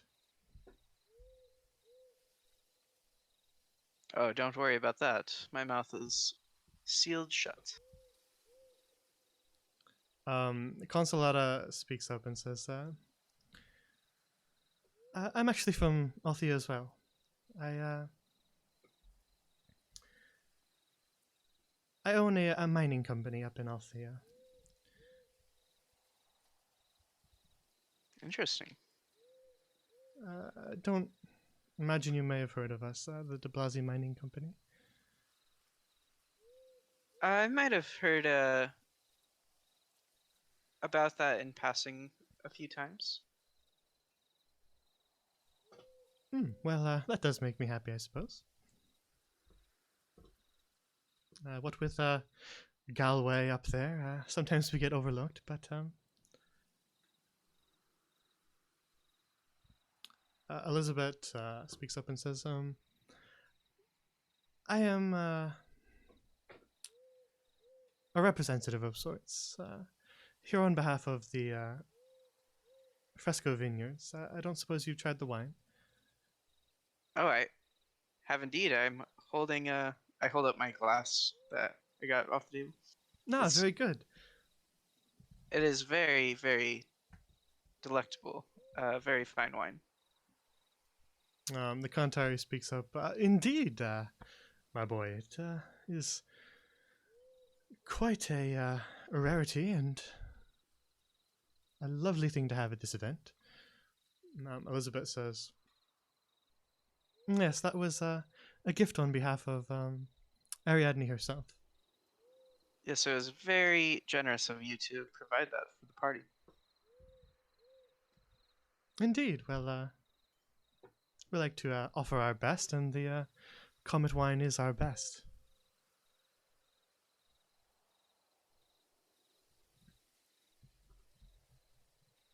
So I heard from one of the other party guests inside that Venetia has a little game that she throws. Kantari Medici speaks up. "Ah, yes, of course, the game, of course. Are you partaking?" I mean, I don't know if I'd call it partaking, more just curiosity. I understand. This, the first time that you've attended one of these events, yes? So, usually, when folk attend their first masquerade ball, they like to partake.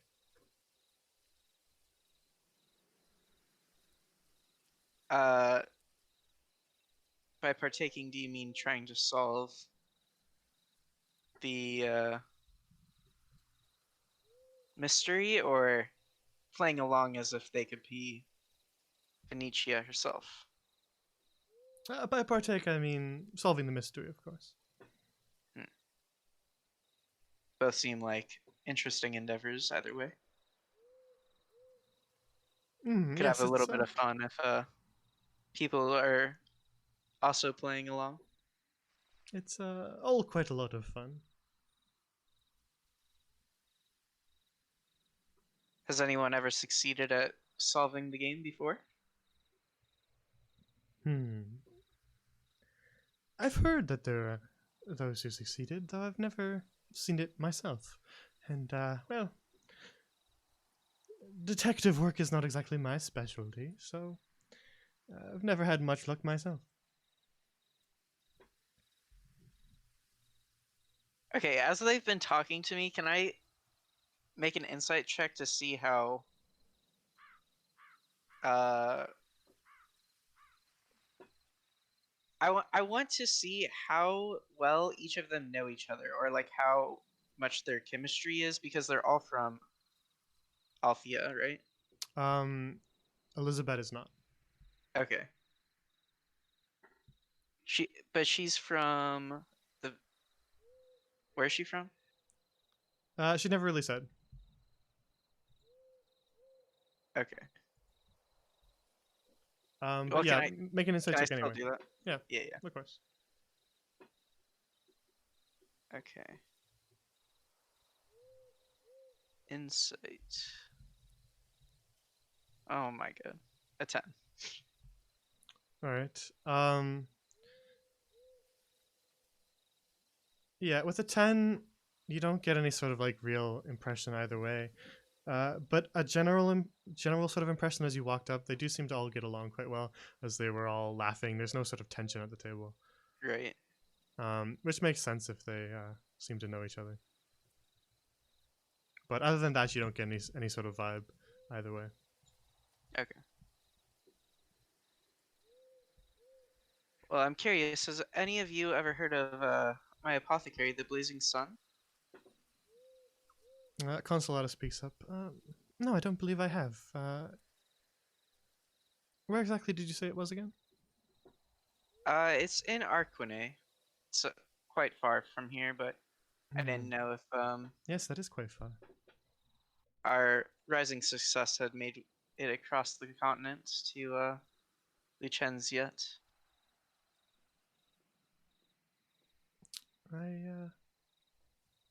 I don't believe I've heard of you. Though I do believe that you're a successful businessman.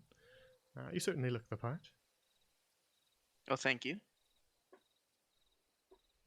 But I'm afraid I heard there were also. Oh, sorry. But I'm afraid I'm not familiar now. And you see the others kind of look around, and they sort of shrug their shoulders too. No. I don't believe I've heard of you now. I heard there were some other esteemed businessmen here as well, such as Gustav Galloway. The Kantari speaks up. Ah, Galway, of course. Always making an impression at every event he goes to. I believe that's why he stopped going to most of them. Yeah, I mean, after a while, I'm sure getting bugged about business deals is unpleasant when you're trying to enjoy yourself. Well, I suppose it is to him, but myself, I couldn't get enough of the attention. So it's well deserved, obviously.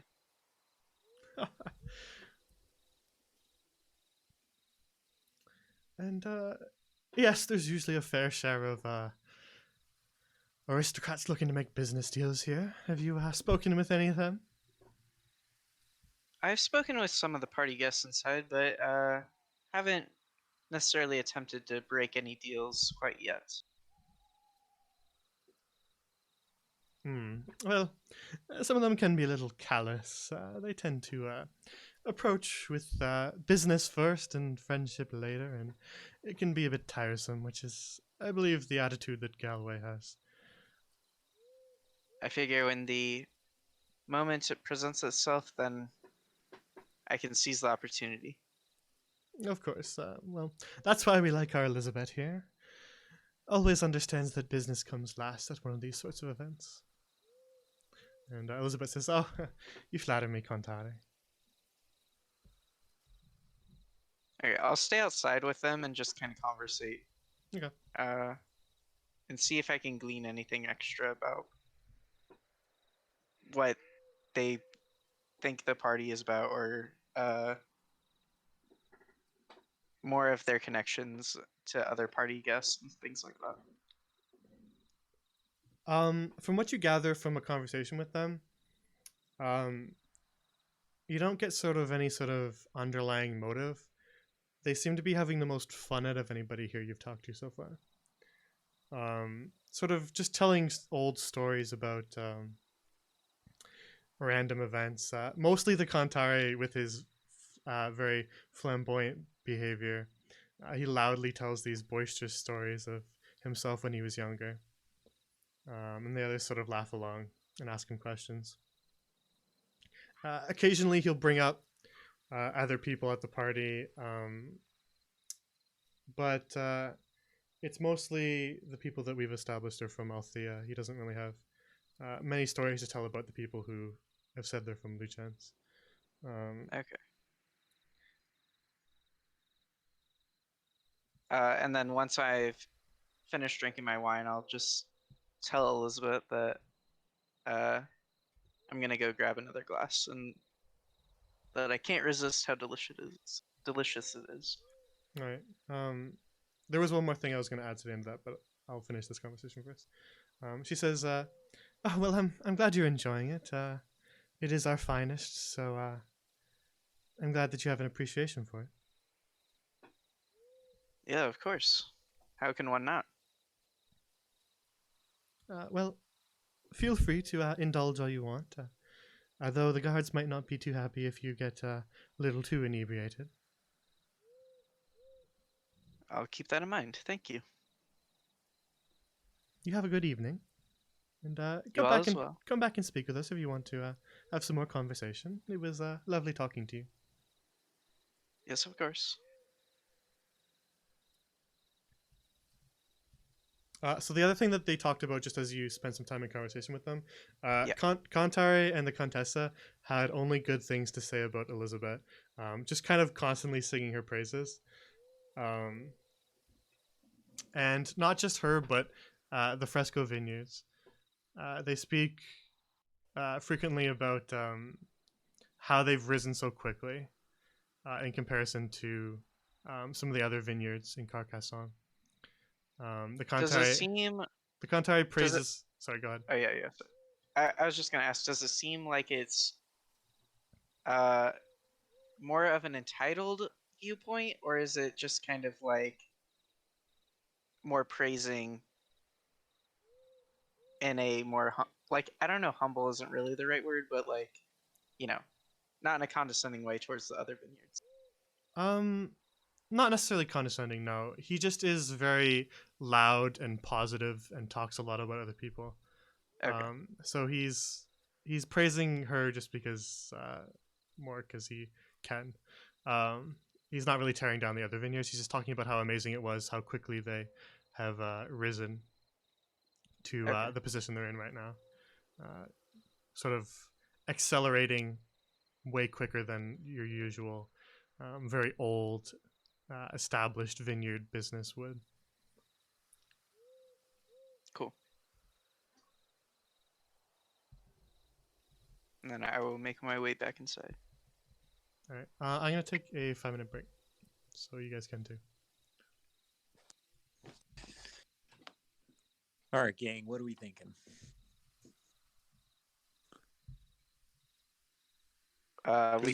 We burned down the manor. I mean, okay, like, we have to think of a distraction or something to get the guards away from the main hall. And honestly, I don't think it matters too much if we know who Lady Venetia is. We just need to get all the guests in an enclosed space. Is that true though? Huh? Is it true? It doesn't matter. Well, my reasoning is that if you just get everyone, then they can find out eventually which one's Lady Venetia. You know? Sure, I guess. I mean, I know we haven't talked to everyone yet, but like, there's a couple leads, but I'm really not sure who it could be.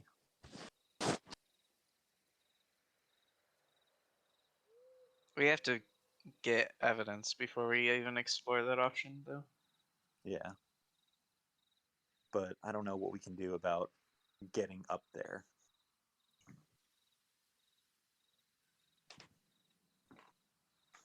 I mean, I've had some ideas, but we'll see what happens.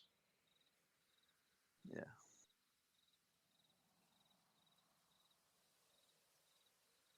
The character portraits look great, though.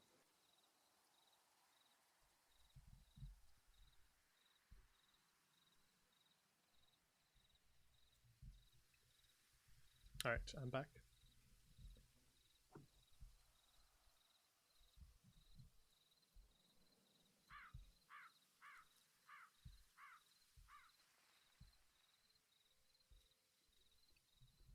Everybody else good to go?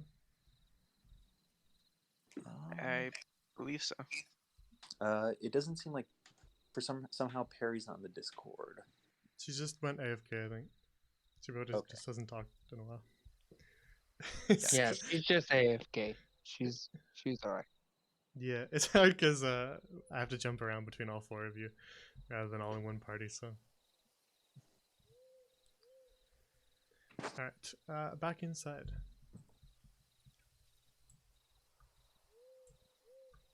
Who wants to go next? Any preference? Perry? Sorry, say that again. Does anybody have any? She didn't wear her back yet. She's getting to her computer now. Okay, that's fine. I just was wondering if anybody had anything that they specifically wanted to do. Like if somebody wants to volunteer, like to go next, because I know I'm jumping around, but if you guys have a better order, if you want to jump around to things, feel free. I can go next until Perry gets back. Yeah, she just want to go next.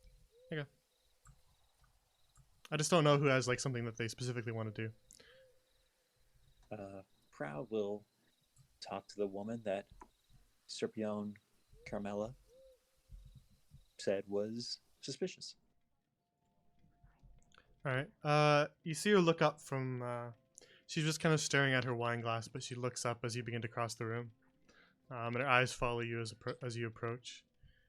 She has a bit of an odd appearance, as I will show you in a sec. She has very dark hair, but very light eyes, and incredibly pale skin. On one side of her face, you can see some sort of scar being partially hidden by her hair. She looks you up and down as you approach and says, "Yes, can I help you?" Well, you can help me by a conversation. Ironically, at a masked ball, the one person who does not have a mask is the most interesting out of everyone who attends. Oh, really? And how are you so certain that I'm not wearing a mask? Well, if it is, it's an incredibly lifelike one, to the point that it can fool the common eye. And as such, I guess if it's that well worked, then there must be another face underneath. Is that what you're implying? She lets out a small giggle and says, "I'm not implying anything. Your mind can be made up by yourself." All right, well, let's see how my mind's made up after we speak for a little bit. Is that all right with you? Of course. Your name? My name is Proud Pool. Nice to And meet yours? you. My name is Arabella. Arabella di Vitruvia.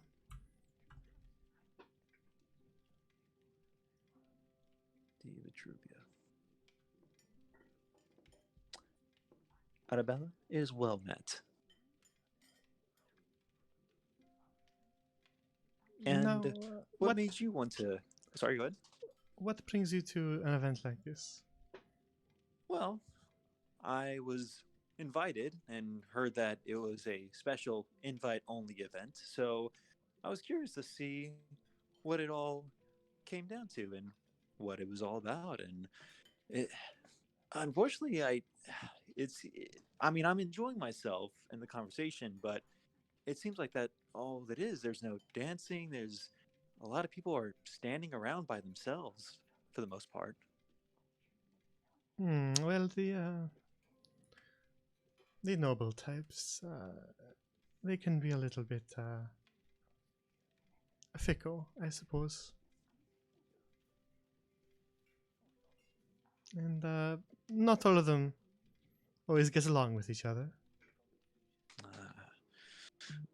Though You'd hope- I speak mostly generally. From what you speak, it seems as though this is your first year attending.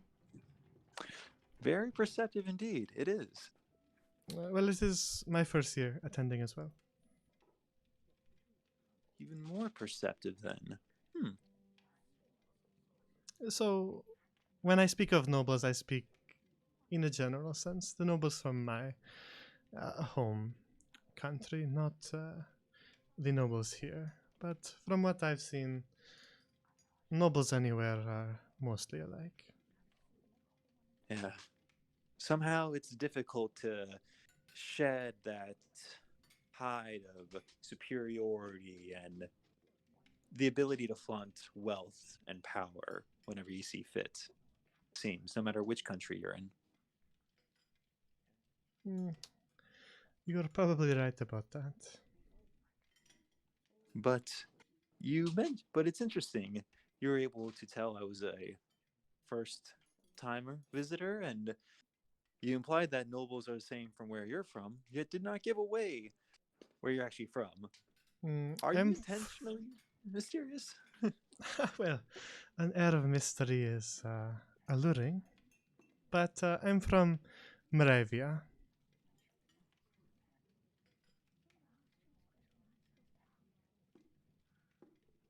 Proud you've not heard of this. Okay, yeah, I was about to say. Huh. Well, that is a new one. I understand the confusion. Not many Outlanders call it Moravia. It's a little island country. Though I believe your folk call it the Spear. You have heard of that, Proud. Okay, the spear. It is a island kingdom off to the west in the Glimmering Isles.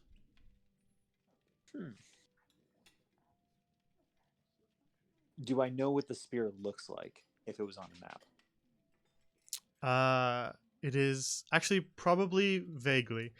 You can't picture the exact appearance in your mind, but from the reason that it is called the Spear, it is a very long, pointed island. Long pointed island. Okay, got it. So since I know that much, I wouldn't think that it's like the map that we have. Not from what you suspect, based on what Okay. your own knowledge is. The spear. Well, I'm familiar. I see the spear. Well, I'm familiar with it, but never been myself. I may want to go though, since I'm a bit of a seafaring folk. What what about the spear would make it special? Are you able to entice me to go? Well, it has been some time since I have been in my home country, but when I think of Moravia, I miss the Weirwald, and I miss the mountains up near Cranhaven.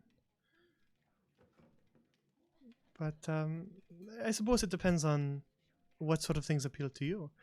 When you think of something exciting, what do you picture?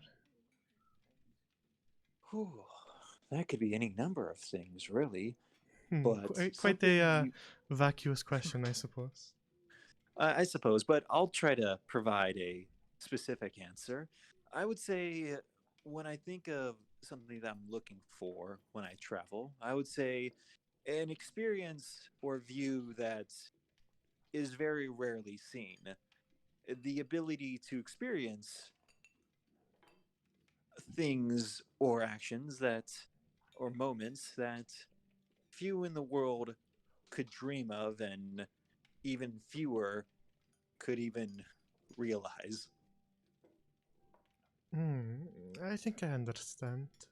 Well, as far as rare sights, the sunrise up in the mountains of Karsten's Crown is something that not many people see. Most don't head that far north, but it is beautiful in its own right. I see. I'm picturing it now. That does sound beautiful.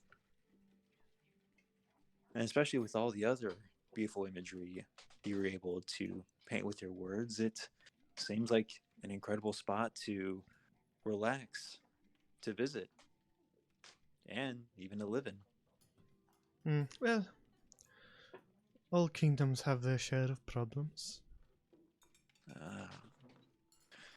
A little bit of a darker side once the sun does set. Well, there is crime everywhere, in all kingdoms, and monsters in the countryside, so even around here. So I wouldn't say it's some sort of hive of evil, but it does have its problems. Well, are there problems that can be solved? I've been a bit of a problem solver in my time traveling. I might be able to help. I'm afraid I'm probably not a very good person to speak to on that. I haven't been there for well over 20 years now. Oh.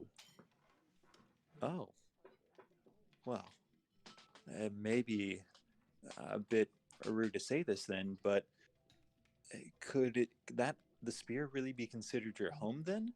Is there It was another where I was place? born. Is that not what home is? Well, a place that you're born doesn't mean it's your home. The place that you reside, the place that you go to after a long, hard day at work, the place that you sleep in for the night, knowing that you're going to wake up in that place the next day, the place that once you come across it, you realize that's all you'll want to be for the rest of your days. That's, I think, what most people would consider home.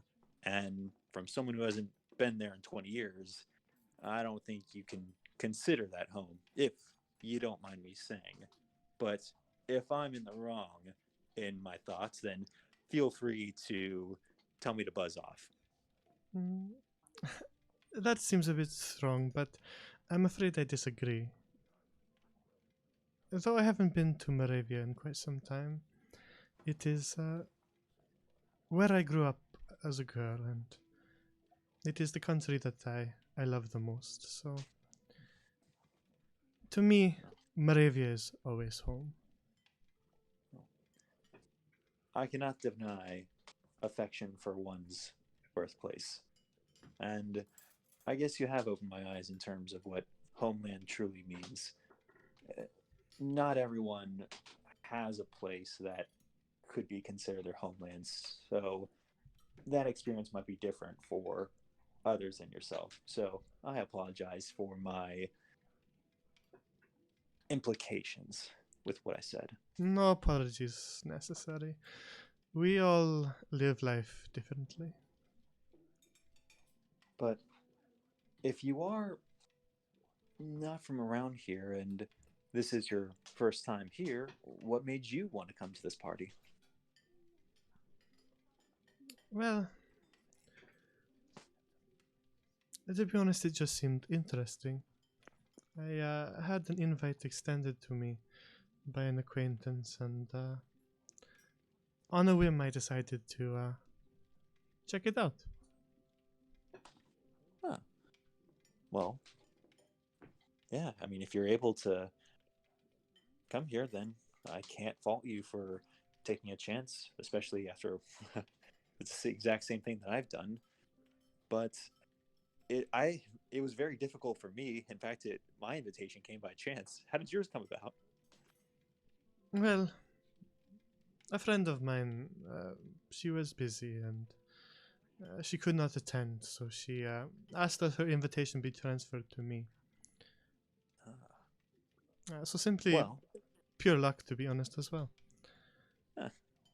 well, it's better to be lucky than good, as the saying goes. Although, if it is your first time, you may not be aware, but this makes you an incredibly unique person of interest now in my book. Do you No. know why? Not particularly. Ah, well, apparently the owner of this manor, Lady Venetia, has a game where everyone comes dressed in masks or some way to hide themselves, and one of them is Lady Venetia, but she does not reveal who she is until after the party. But the game is that for anyone to try to figure out who Lady Venetia is. And someone who's never been to a party before and who comes from a place not around here and was given an invitation by pure luck could be Lady Venetia coming up with a backstory that's not difficult to remember. Is that fair to say? I suppose. Though, I'm afraid I must disappoint you and say that I am not who you're looking for. Ah.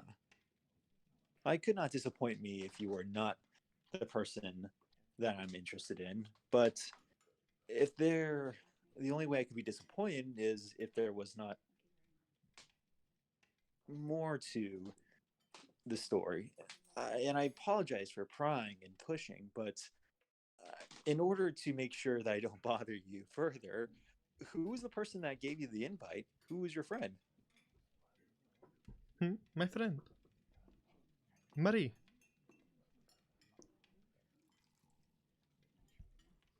I'm going to roll an insight check to see how nervous she is answering these questions. Okay. Is that right? Yeah.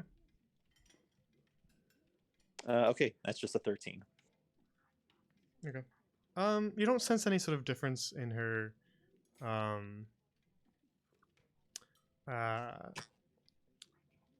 body language between when she was talking before versus when she's talking now.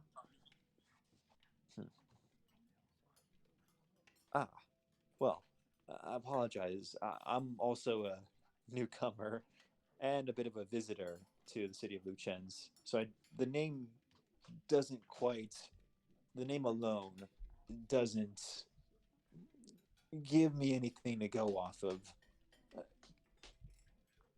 Could you help give me a reason as to who your friend is and what sway they might have in earning an invitation and then passing it along to you? Well, Marie and I, you see, I travel around a lot, and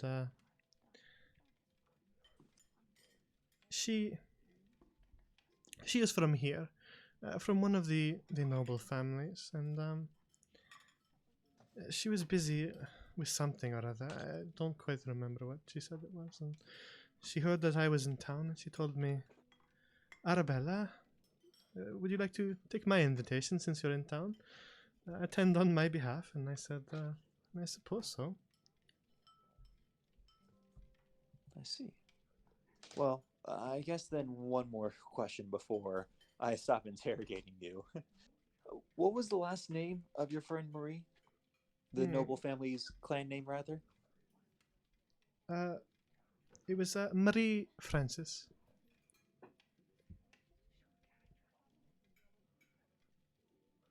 All right. Well, that is all the information and all the questions I should be asking. Anything else would just be even more rude. I guess the only thing I can offer to give you a chance to get some revenge is to ask any question you wish about me. I don't exactly know.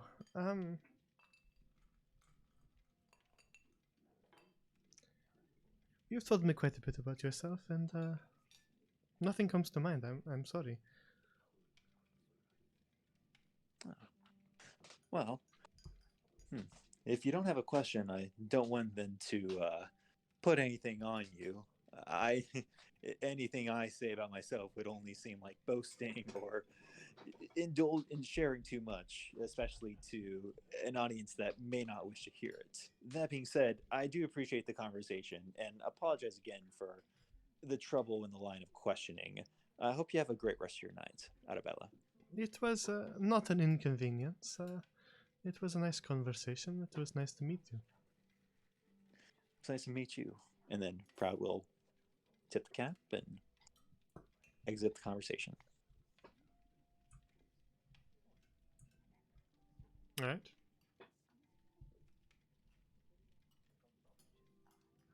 Anybody else want to go next? Perry reporting for duty. Perry should probably go to the kitchen and get the wine. All right.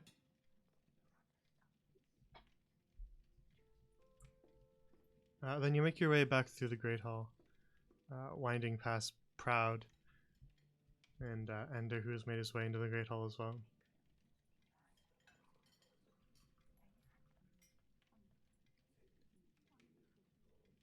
And make your way back towards the kitchen.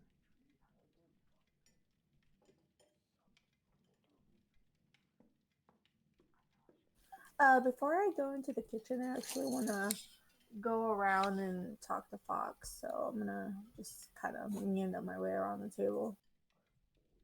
All right.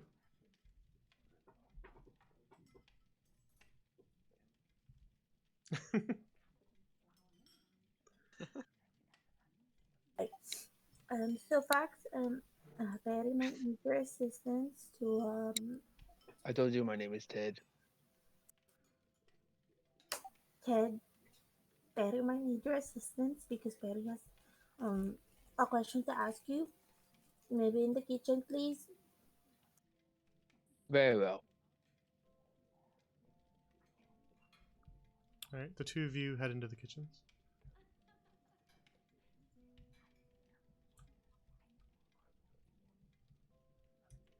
What's wrong, Betty?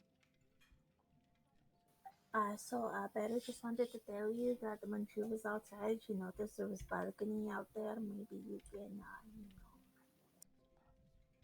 climb up the balcony or something. Was there a guard or people? No, Perry couldn't see that far up, but Perry saw a balcony in the entryway. So there was no one out there. I don't believe so.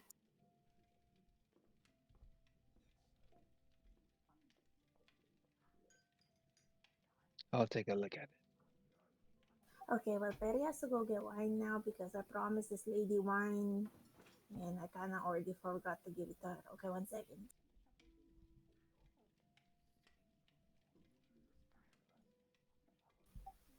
Hello.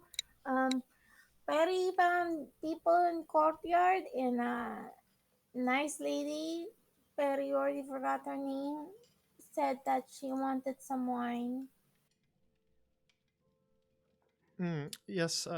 Then which wine was she looking for? Was it the Comet wine or something else? She did not tell me. She just said, "Can you please fetch me some wine?" And Perry was like, "Oh yes, ma'am. I will go get wine for you." I think she said her name was Mrs. Medici or something like that. Yes. The Medicis. Most likely the Comet wine then. You know where Perry can find that? Well, if you're going to get another glass of the Comet wine, that's the wine out in the Great Hall. Oh, great. Okay, Perry will go grab that for Mrs. Medici now. Not the other Mrs. Medici, but the other Mrs. Medici. Okay, thank you. I'm afraid I don't know what you mean, but all right. Did I hear this conversation? Probably. Nope. No, You're- don't let him hear it. You're just down the stairs, so I don't think this. Perry was not trying to be quiet, was she? She was definitely not. All right, then yeah. I'm I shooting wanted her. Fox to go outside and Be pissed. yeah.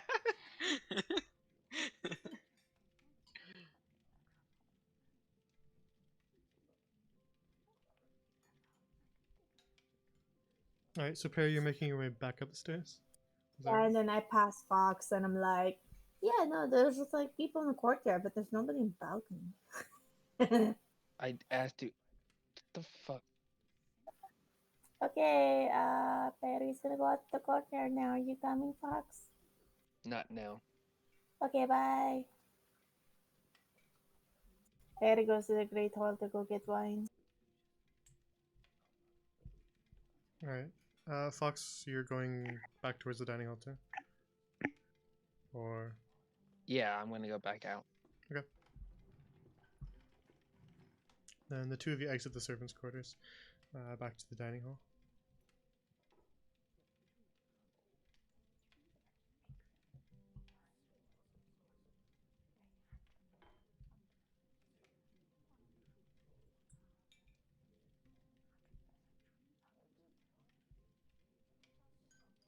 Okay, I'm gonna go up to Montgomery.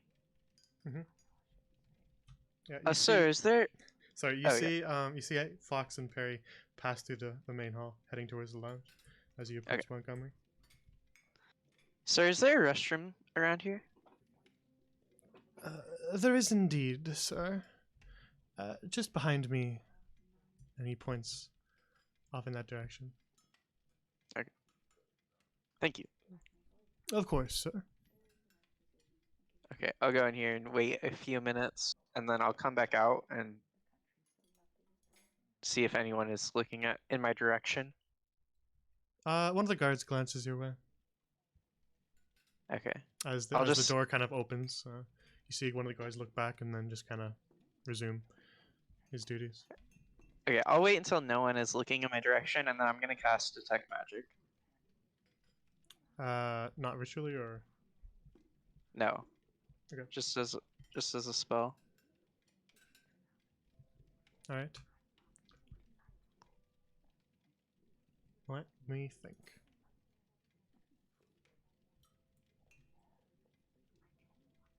So it goes out to about here. From where you're. So I'll get like Pearl and Bella Luna in it. Okay. And Montgomery, I guess.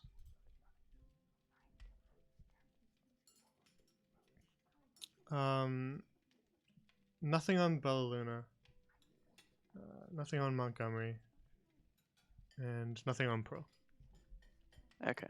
The environment itself, nothing glows. The guards don't. But from where you're standing, that's about it. Okay. Then I'll drop it. I mean, okay. Does Detect Magic go with me, or it's just in this? It's in the location I place it, right? No, it goes with you. It goes 'Cause- with you from what I've understood. I've treated it as going with you in the past. I don't see any reason why it wouldn't. It's Okay. you that's detecting the magic, so I don't see why it wouldn't go with you. Okay, then I'm gonna walk around the party for the next 10 minutes and see if I detect magic on anyone. All right. Then let's do that briefly.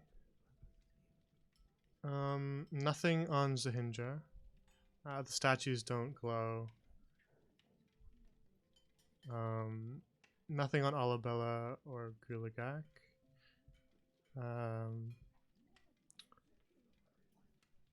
The harp that Martsilamakia is playing glows slightly. Though there isn't really a particular school of magic. Okay. And it's sort of a faint trace, nothing like powerful.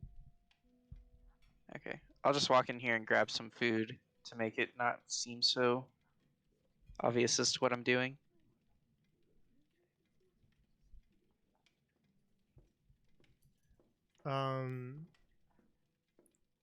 The guard, no. Nothing for Brucia or Aaron. Sebastian and Amphilis, no. Ilione, no. And Decius, no. Okay. The food itself, there's nothing magical about it. Okay. And then once I have a plate of food, I'm gonna go to the opposite room. So I guess I'll walk by these two over here.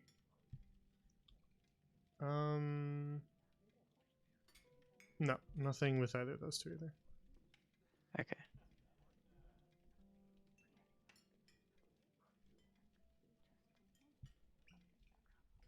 Serpion, no.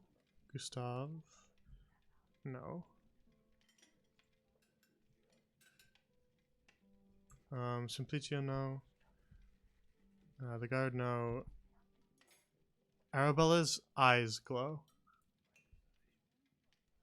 Okay. No particular school. What about the butler? Nothing from him. Okay. And then I'll walk outside.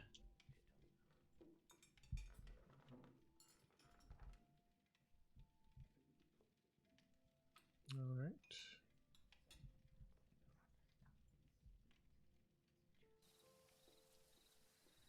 And I'll rejoin this group with my new food and glass of wine.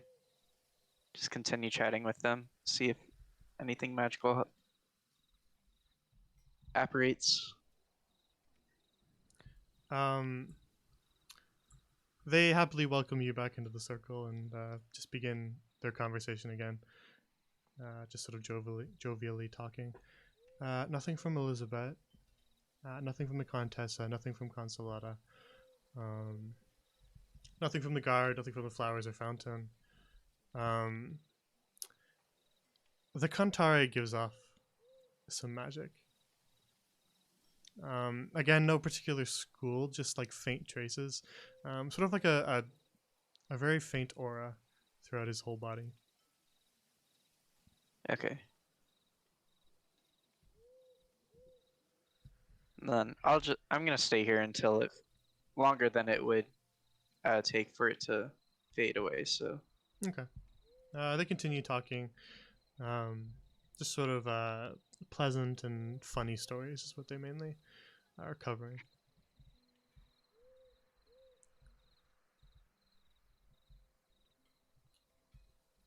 Back inside.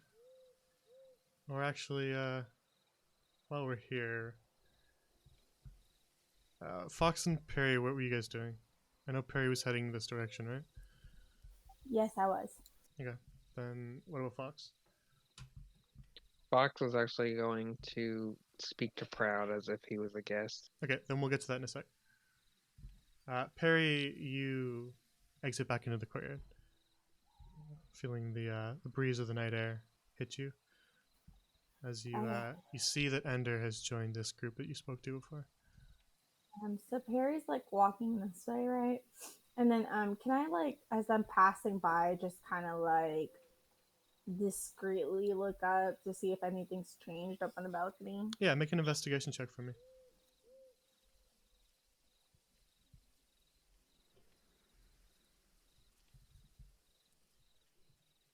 All right, very good roll. The balcony itself, nothing's changed. You don't see any lights in those windows up there. But this time you notice as you're walking, sort of a wall of vines that sort of envelop this wall off to your left.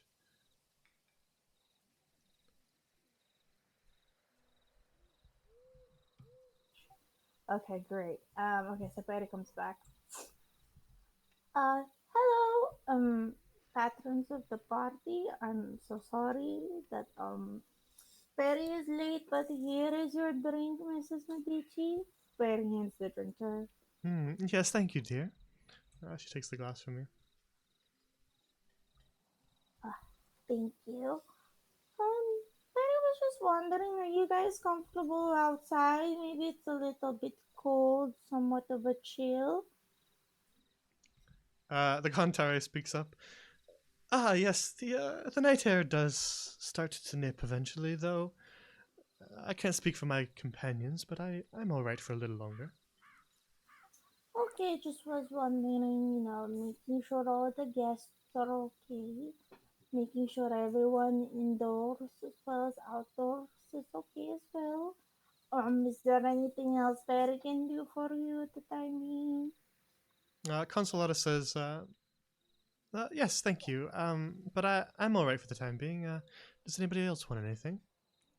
Elizabeth shakes her head and says, no, I'll be all right, thank you. And the Cantare says, I'll be just fine for the time being. Darling, anything else? And the Contessa says, no. I'm quite fine as well. The wine you brought me will do me for quite some time. Thank you. I'm quite set as well. Thank you for asking. Great, wonderful. Perry will come back eventually if you guys need anything else. I will dismiss myself now. Thank you so much. Perry bows and then quickly like scuffles off, and she gives Ender a look like. I'm not even looking back. Totally ignoring her. Okay, and then Perry just goes indoors and I guess reconvenes with whoever she can find indoors. All right. Then we'll go back inside for a sec. So Foxy managed to locate Proud, still in the lounge. Perry, you haven't quite arrived yet since you're still outside. Excuse me, sir. Is there anything I can help you with? Do you request anything? Um, I hmm. Actually, if you could show me an area that I could clear my head a bit. I like the warm glow, but I feel it's gone to my head. Is there a place outside that I can cool myself down? Could you show me? Yes, right this way.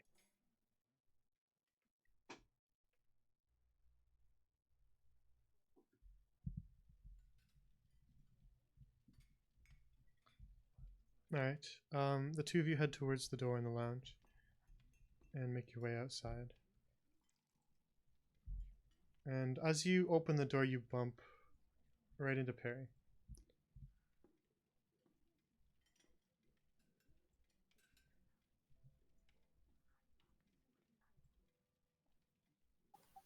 Oh, sorry, excuse me. Looks like you guys don't know why I was trying to look for you guys because I was trying to tell Ender something and he like kind of ignored me.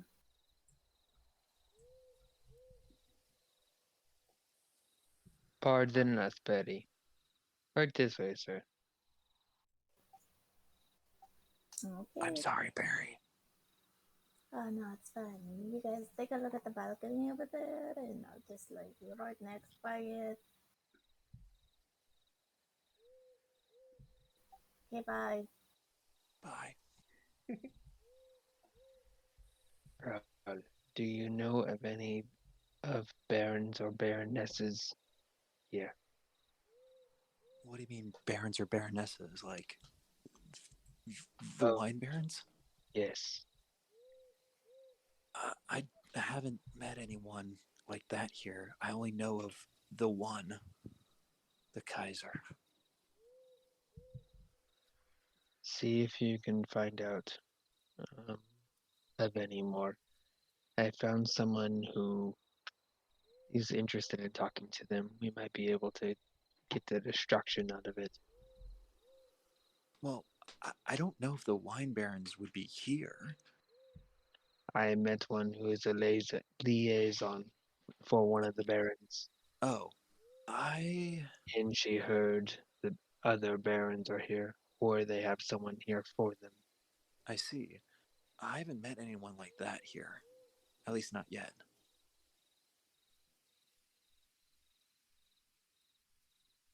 Well, keep an ear out.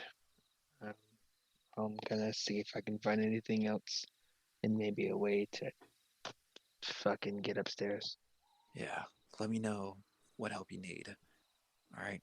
And if you're gonna communicate with Ender, let him know to try to meet up with me at some point. All right. Well, he's right over there.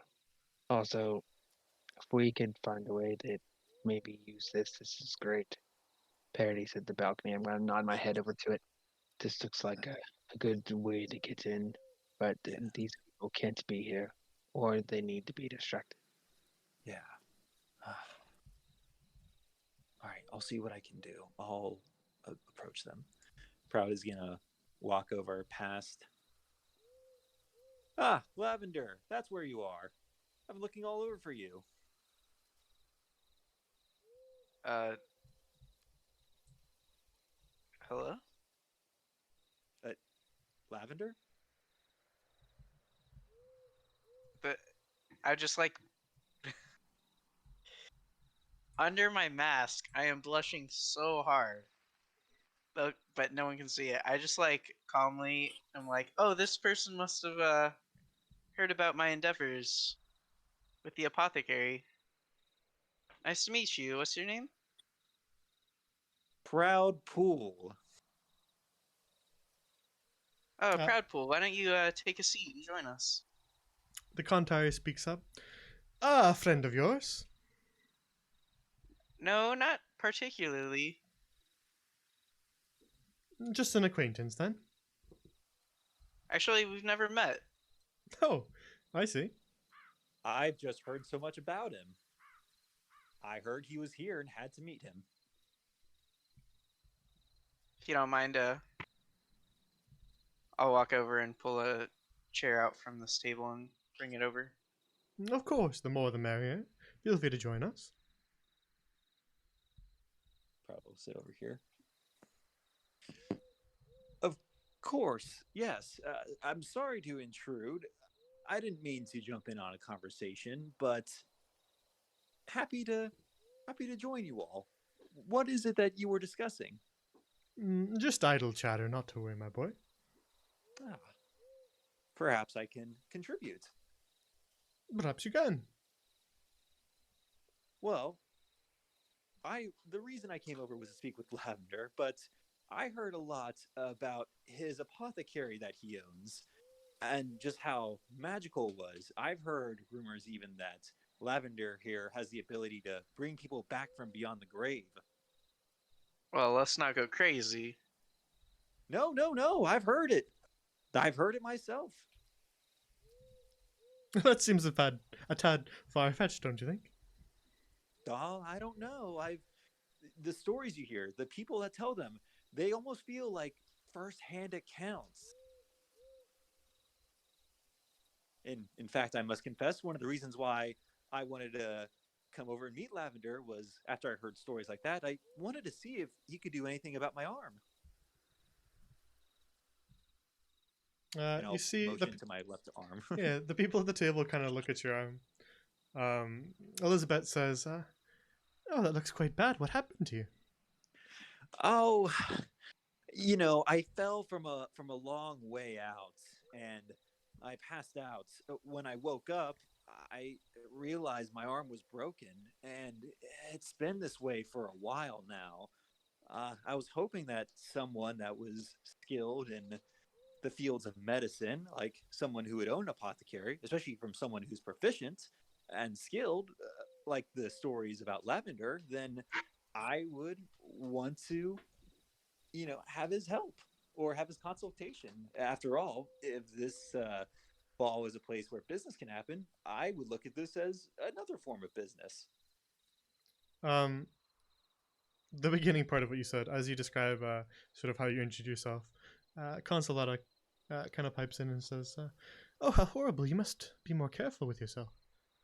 Yes, I really should have been. I was trying to help others, but in the moments, I ended up doing more damage to myself than the benefit that it came through. I don't know how even it really was. I see. Well, noble intentions. Of course, that's everything I try to do. That's why I was wanting to seek out one of the better medical minds of Grand Lorien. Elizabeth says, "I see. I didn't realize your apothecary business had quite so much esteem." Looking over to you, Ender. Well, it's pretty rare that it reaches this far across the continent, but it does have its notoriety. Well, it must have if this fellow knows you. And the Well, Kantari goes, "Of course, don't be shy, boy. Feel free to brag around here. We're all friends." let me see your arm, Proud. Proud will walk over to Ender. I'll carefully lift it out of the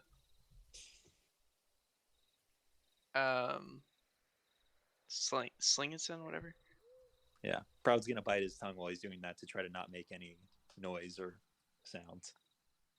And I'll examine it.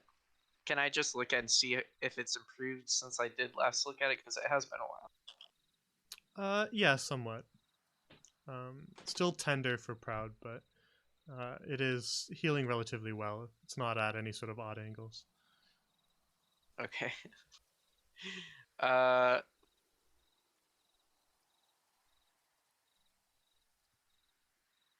I don't know if this will work. I don't Oh think well, it'll work. No, I'm not saying this out loud. I'm just thinking this oh as a player. But I learned on my last level up the mending spell. So I'm going to attempt to cast mending on his arm. Yeah, you can attempt it, but it won't do anything. Okay. So after examining it for a moment, then I'm going to say, well, it looks like it's healing quite nicely. I would just keep it in the sling that you have it in, and it should heal over time. I don't think I can do anything at this current moment to oh help you. of course. You wouldn't have your supplies here with you. You wouldn't have your tools with you here. Why? I mean, if your apothecary is all the way in Lyrethia, then of course you wouldn't have anything here. And I apologize. You were here for comfort, for relaxation. I come barging in, ask you to complete a task in front of your friends. That was wrong of me to do so. But I do hope we can meet after this and speak about how to set up an appointment. After all, I'm certain that you're able to fix this completely, and I do need my arm to complete my duties. Oh, certainly. We can discuss it. Perfect. Oh, you're already back.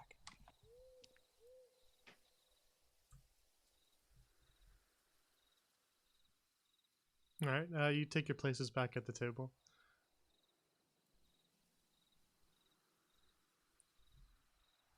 And Elizabeth says, a broken arm does seem like a complicated thing to fix. It may be. I'm not well versed in the school of medicine or magic, but Uh, from what I've heard, I know Lavender is able to fix it Neither am when I, he I'm has his afraid. tools, of course.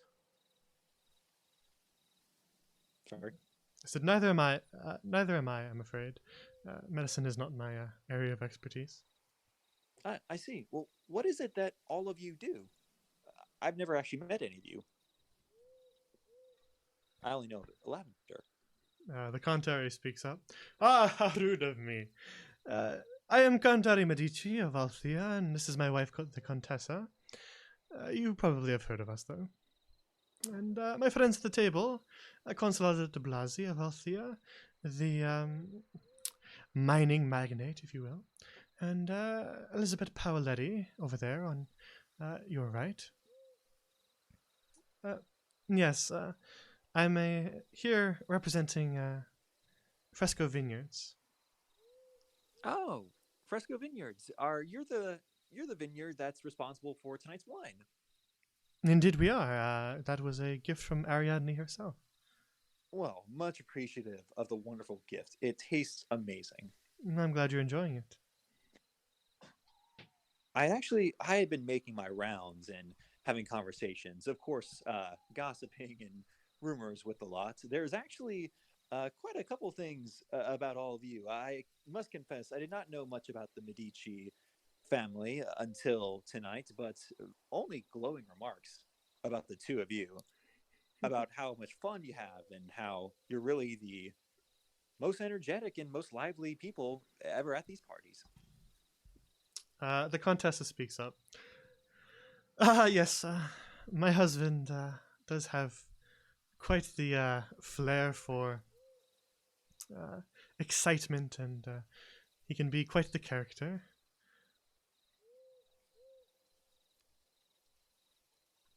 And for you, Consolata, I've heard more about the mining business in Avia. I must commend you if you're able to be a magnate and go toe to toe with Galloway.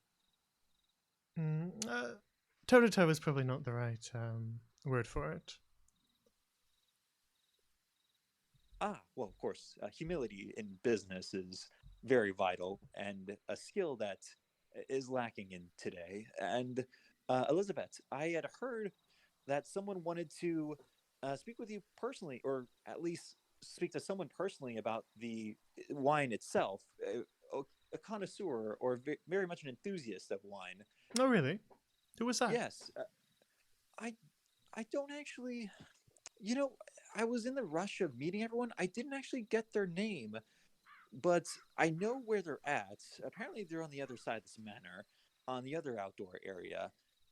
If it's not too much trouble, would you mind coming with me and meeting them? I'm curious as well to what the differences in the tasting of wines are and the different vineyards that are out there in Carcassonne. Well, I suppose if my friends will excuse me. She looks around at the table, and they all kind of nod and say, "Of course, of course."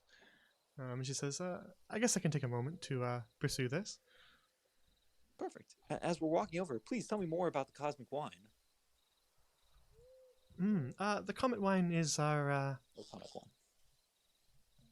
our absolute finest wine that we have available.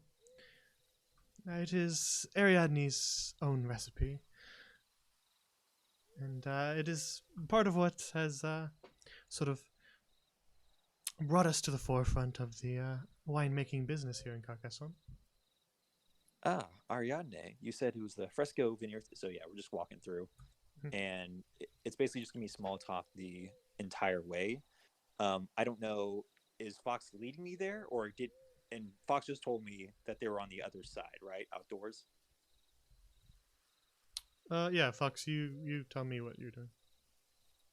No, I didn't tell you who or where at Yeah, I all. don't remember him saying that either. Nope. Oh, sorry. I thought you did. Nope. I'm just kind of walk around checking on people. I guess if you meet my eyes, I can I can act like I'm going towards the dining room and then like look towards the doors without being too obvious while I'm talking to guests. Uh, yeah, I guess then since I didn't know, the way I would try to get her to follow me is I heard someone wanted to speak to you about the wine without mentioning the specific location. And then once I enter the actual manor, try to look for Fox's eyes or to try to find Fox and follow him. All right. She'll still walk with you, so you enter the Manor Inn lounge, and she sort of is telling you that what she was telling you as you walk.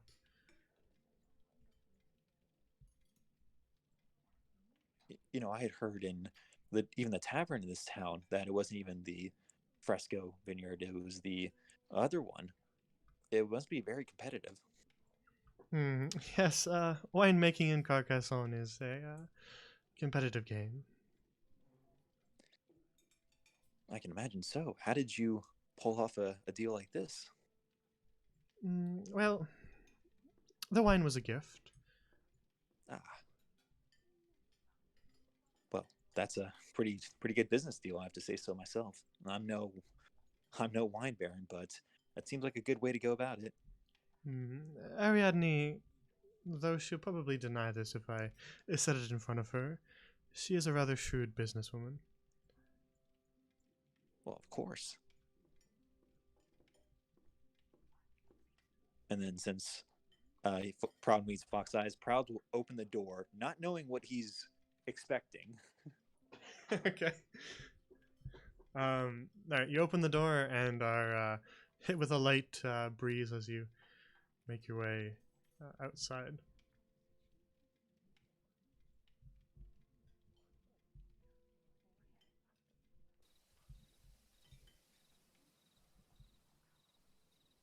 Right, proud.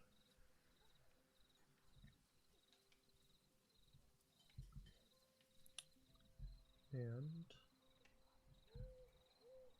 Elizabeth. There we go. All right, you find yourself outside. You recognize this fence and the street beyond it because you guys walked down here in the daytime before on the other side of the fence. But Right. you see a guard out here, and then you see a woman wearing a large, wide-brimmed hat, who's currently Okay. facing away from you. Proud is going to assume that Fox was not talking about the guard. And Proud is going to move along. Ah, and there she is. Excuse me, ma'am. The woman in the hat turns towards you. As she does, she goes, "Oh, how can I help you, darling?" Oh. It's you. And as you look at Elizabeth, you can see sort of a frown on her face from the half that is uncovered by her mask. And the woman in the hat, you can only really see her mouth, but she's not smiling anymore.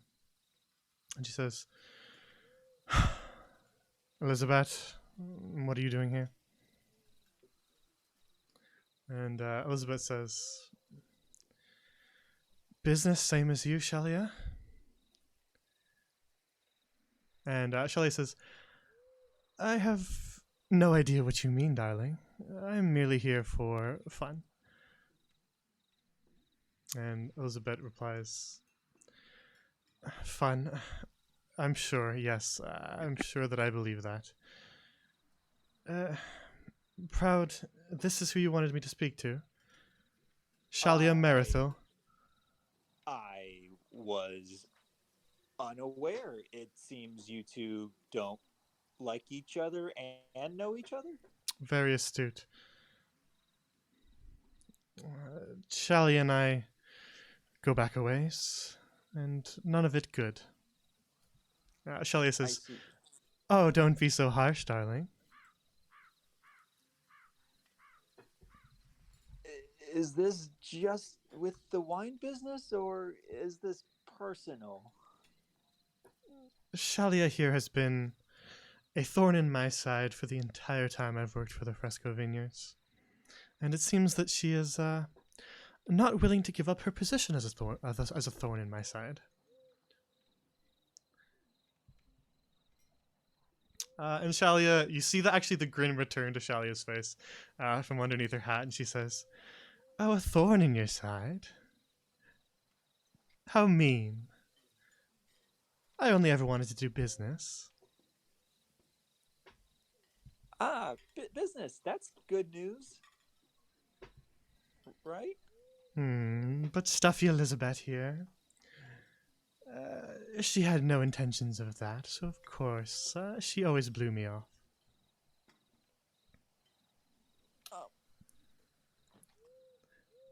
Elizabeth looks displeased and says, "Yes, I know how the Scanio vineyards do business, and we have no interest in that. Thank you very much." Okay. Well, I look. I know I don't understand the complications They both look at you. of the wine business. Proud's feeling very intimidated and a little bit scared now.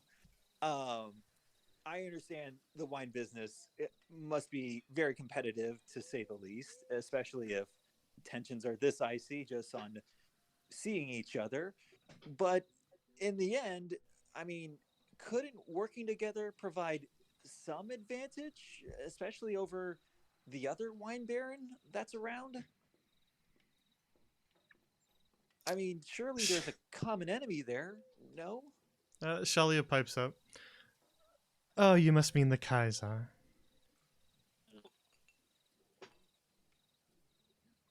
And Elizabeth says, "I have no interest in working with the Scanios, and I have no interest in working with the Kaiser."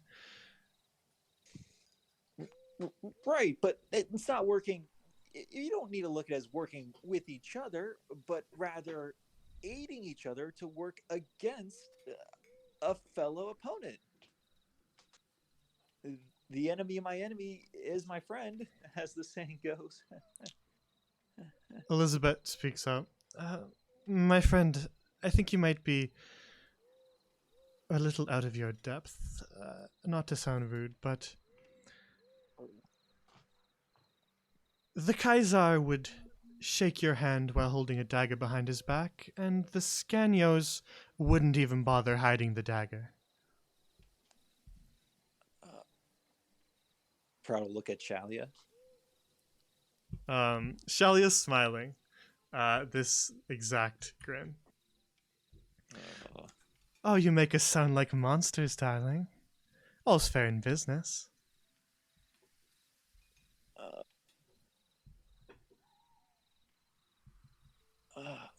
I look, Elizabeth. I didn't realize it was gonna come to this. I was just informed that someone was interested in your wine, and I thought that it would lead to a healthy conversation. I didn't mean to barge in, take you away from your friends, and have a negative experience. Elizabeth says, yes, if it's all right with you, I think I'll be heading back. Yeah, I'm not gonna stop you. She says this It- loudly, this next part loudly, very clearly so that Shalia can also hear it, to you, Proud. And she says, I'd watch your back while there are, while the Scanios hag is around. You never know quite what she's up to. And Shalia pipes up, oh, so rude. Always so curt and impolite, Elizabeth. You know, you'd catch so many more flies with honey. And Elizabeth just ignores that and begins to walk towards the door. Yeah.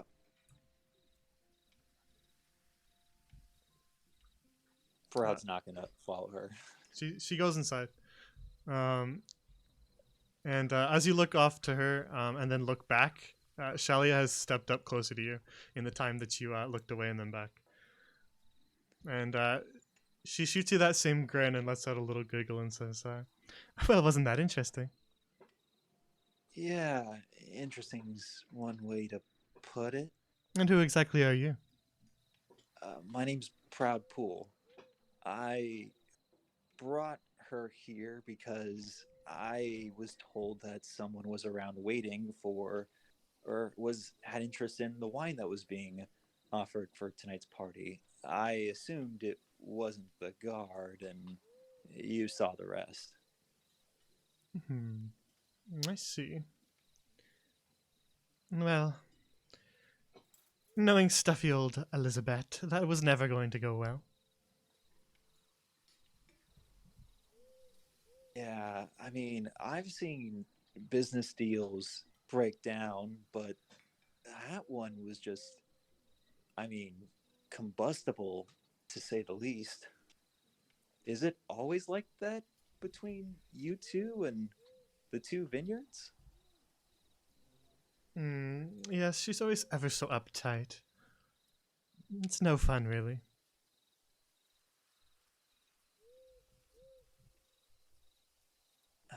Yeah. Well, it was rude of her to call you the Scanios hag. Well, I do work for Cyprian. Though,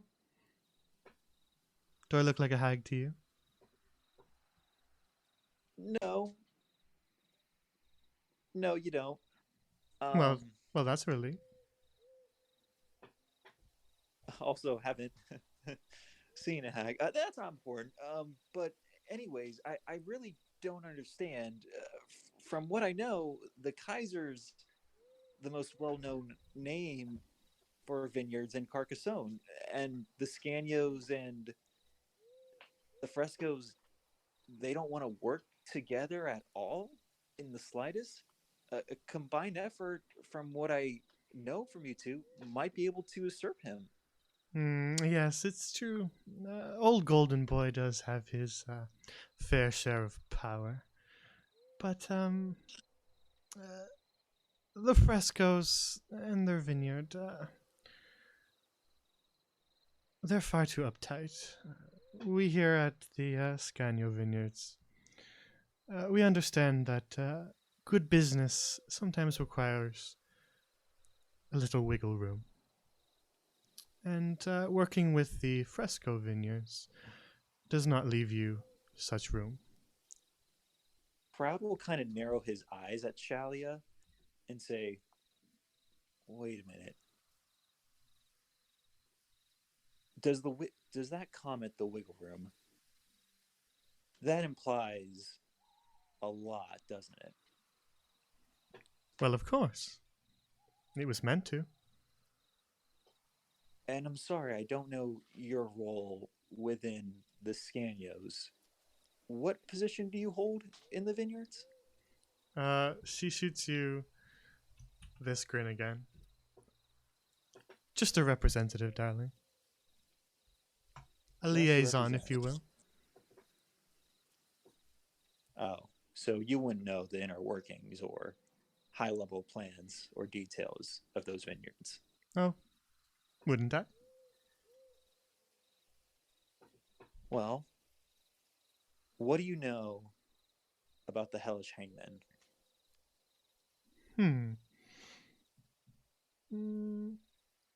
Not much, I'm afraid. Pirate crew, I believe, but nothing else rings a bell. Why do you bring them up? Well, you never hired them for a job? Bought their services? Myself? No, but there are many people working at the vineyard.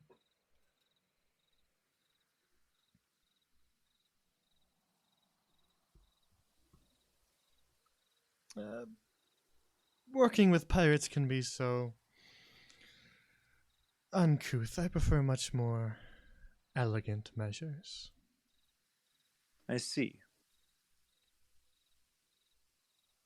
Well, if you go back to the Scanio Vineyards, do me a favor.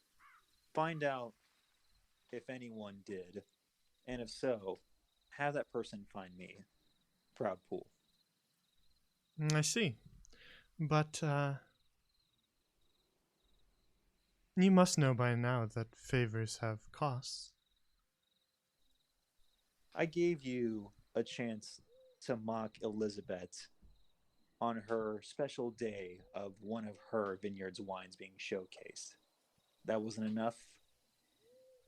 No. Are you, claiming that that wasn't just an accident now? A happy coincidence. Mm-hmm. And you expect that in return for a happy coincidence, I'll spill the beans on Scanio operations? You don't have to spill the beans, just more of asking you to deliver a message. Well, I don't do promises, but you have piqued my curiosity, so I think I'll do a little digging of my own. Whether that comes back to you is entirely up to me. Sure. But there's really no benefit if you find something and fail to see it through. Well, we'll see, won't we? I guess we will. Hope you have a great night. It is a great night. And she shoots you that grin one last time. Proud's gonna leave and enter back. All right. I think that's a pretty decent spot to stop because we're over 3 hours and we're in between conversations.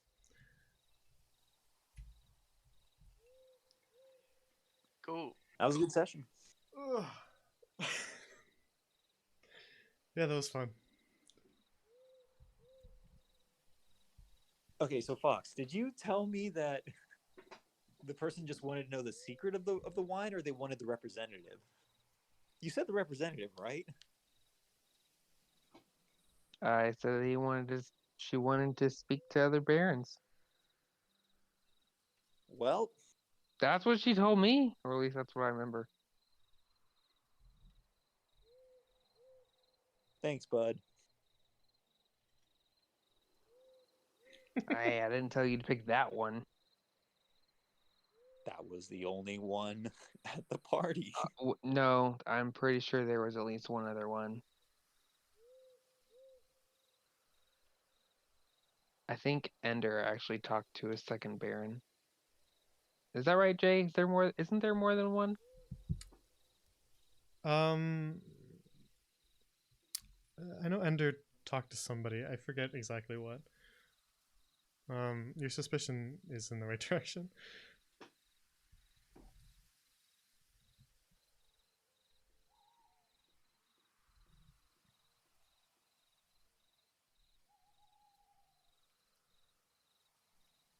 I just have to say that she's a badass, and very creepy, and super cool. I Who, Sh- want, Shalia? yeah, dude. I want a arc with her. She is dope. There's probably gonna be some arc. She is way too much fun to play to not be a recurring character.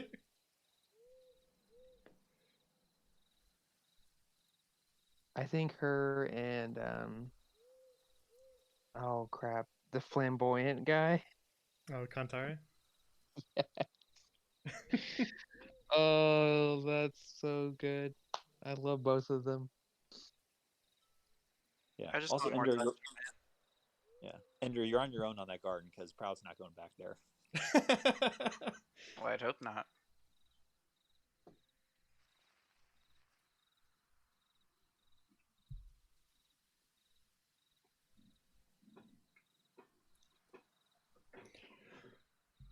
Wait, who was the other wine representative? Was it? I don't want to say anything because I can't recall how much information was given out. There's a lot of talking in this section, so There's I a don't. There was a lot. I occasionally have a hard time distinguishing something that I just know in my brain from my writing versus something that I said out loud. So I just don't want to say anything. Yeah, I mean, we've talked to, I think, everyone at this party other than the harpist and just about and Gulagak and Olabella. Those three are the only people we haven't talked to. I believe so. Yeah. harpist. So was it Il Leon that was the other wine representative? I remember you talking in this room to all these people, and I don't want to say out loud because I just can't remember exactly who said what. Well, how yeah, how Ender open they was- were about yeah. what they are. So I have don't not wanna say talked to anything. anyone else that has said that they were a baron of another vineyard. Yeah, that's why I'm not Yes. saying anything because I know it was Ender who talked to a lot of people in this room, so I Yeah. wasn't quite sure. I talked to Amphilis, and she basically just told me, like, she didn't give me anything specific about herself. She just more talked about the other people in the room to me. And then I talked to Il Leon, and he was pretty discreet about what he did. And then I didn't talk to Decius. I think Perry did. I think what it was is you spoke to the two girls up top, and one of them talked about her family. And in another conversation, someone mentioned the family again. And I think they might have said something about wine, but I could be off. Yeah, when I talked to them, they just said that they basically inherited their wealth from being like a prominent elf family in Lucens. But they didn't say anything about being part of a vineyard. I need to rewatch the VOD because I don't remember. I know there was someone else, though, that's here that is a baron or baroness. Elizabeth sounded so disappointed with Proud. I felt so bad. Good thing you're going to see him again. True. Except for Shelia. Don't forget that grin. Oh my god.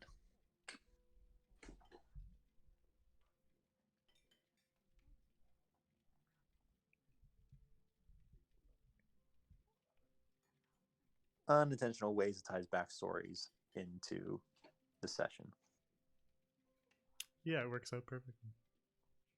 Yeah, they mentioned the name Kaiser, and I immediately, shut up straight. Because that was a bad time for you to be there. Yep. because in my head, basically, anytime someone else mentions the Kaiser, Proud Pool basically like stands stiff. Yeah, I can always hear Like, the and little it's- noise that you make. Yeah, like it's like I'm trying to make it like noticeable to the NPCs. Yeah, But I think yeah. you are. I notice it, and I am the NPC. So Yeah. All right, everyone. We burning all the tables so that way we get up the stairs next session, or Need to do something. just get super drunk off the wine and Fox and Proud just fight in the middle. We'll discuss it No, off screen. I have to go investigate, remember? Because I am the one in charge of that, apparently, according to Proud. Yeah. Well, and I think you also have the magnifying glass on you. I know on D&D Beyond it's in my inventory, but I think you're the one that had it last. So there's no reason for you not to hold on to it. Yeah, I had it last. But yeah. Other than that, that was it's what I expected. We needed to talk to everyone at the party, and we accomplished that goal. So now it's on to the next session. the What's up next? the party guests make me feel like my brain is like working in like overtime. I was about to say, like, combat encounters are probably easier to run than all these NPCs they have to memorize. They are. This is definitely one of the hardest things I've ever had to write. Just the sheer amount of characters all in one space, plus all of them having backstories, plus all of them interlocking with each other is really complex. Yeah. The character portraits are awesome, and it is cool that all of the characters do have motivations and background information. Like, there's not one character I think that like you talk to in like 5 seconds, you're like, all right, whatever, this person's useless. Yeah, I figured you would need to talk to them as a part of the story, so they should have something to say. Yeah.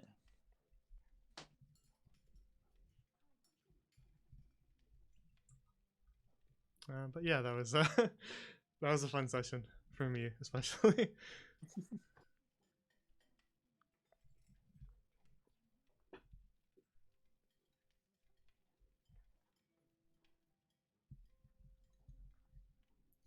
So yeah, thanks for playing. Thanks for DMing. Yeah, I know it's a lot of work to set this all up, so appreciate it. This is also it was a lot of work, but it's also a lot of fun. So I've been really enjoying this part of the arc because there's a lot of moving pieces, and it's strangely fun.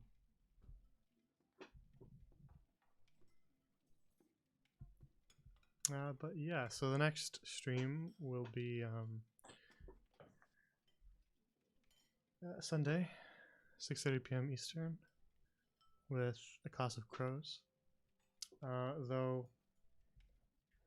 still waiting on an update. Just they may be canceled. I'm not sure yet. If it is canceled, I'll try and think of something else to do. Depends on how quickly I can throw something together.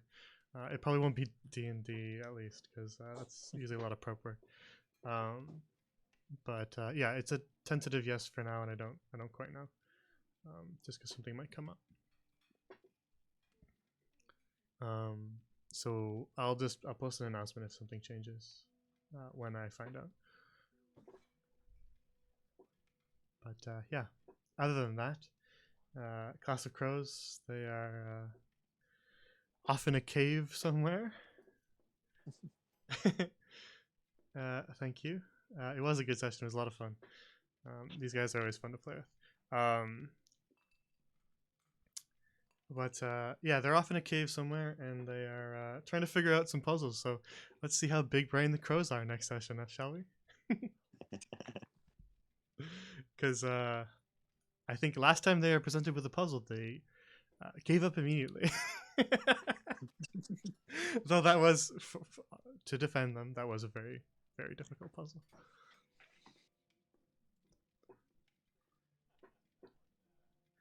But yeah, so that'll be on Sunday unless anything changes. I'll post an update both in the Discord and on my Twitter if something does change. So you can follow my Twitter if you want to have that update. Oh, is it time to chill? Yes, it's time to chill. And if you want to learn more about the Wine Barons and the backstories that you may have heard in tonight's session, go ahead and check out the World Anvil list in the description of the Twitch page. And if you want to know more about the session and Fresh Meats, go ahead and check out next Friday at 8 p.m. Eastern Time. Fresh Meats and Prison Streets will continue with their next episode.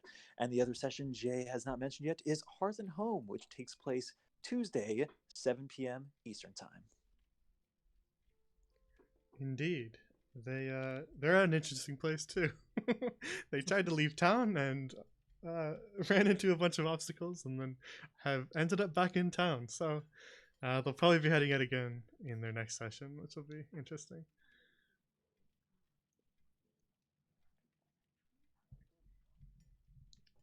Obstacles is the lightest way to put that ever. You know, just in case you no spoilers, but just in case a blood demon here, you know, reuniting lost family here, yeah, broken bridge here.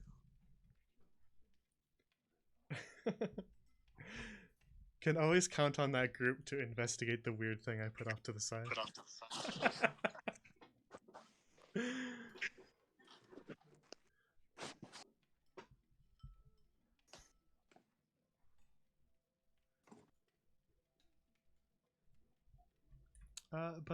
Yeah, the links that were discussed are in the about section on my Twitch. You just gotta scroll down slightly to see all those. Talks a bit more about on the World Anvil about the world that we play in, which is my homebrew living world. So all these campaigns are taking place kind of within the same general time frame in the same world. So actions of one campaign can affect current or future campaigns, which is a lot of fun. So if you're curious about more of that stuff, you can check out the World Anvil. If you're watching this on the VOD, I appreciate you as well. I appreciate those who watch live. But VOD boys, love you too. And then if you ever miss an episode and you can't find it, check out the YouTube channel, where I dump all the VODs because they don't stay very long on Twitch. So to make sure that you can still catch them, I put them all on YouTube.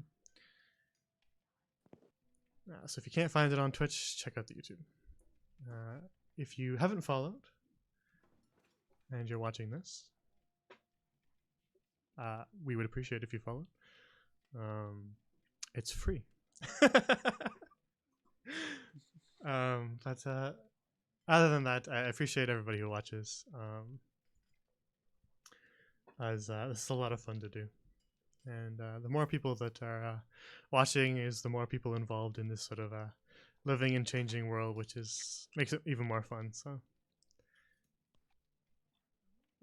I like to sneak little things into campaigns that tie them to the other ones, just for the people who are paying attention and watching all the different campaigns. So that's the fun of being able to stream a living world, is that you have people who can like follow everything and see how all these different lines connect to each other.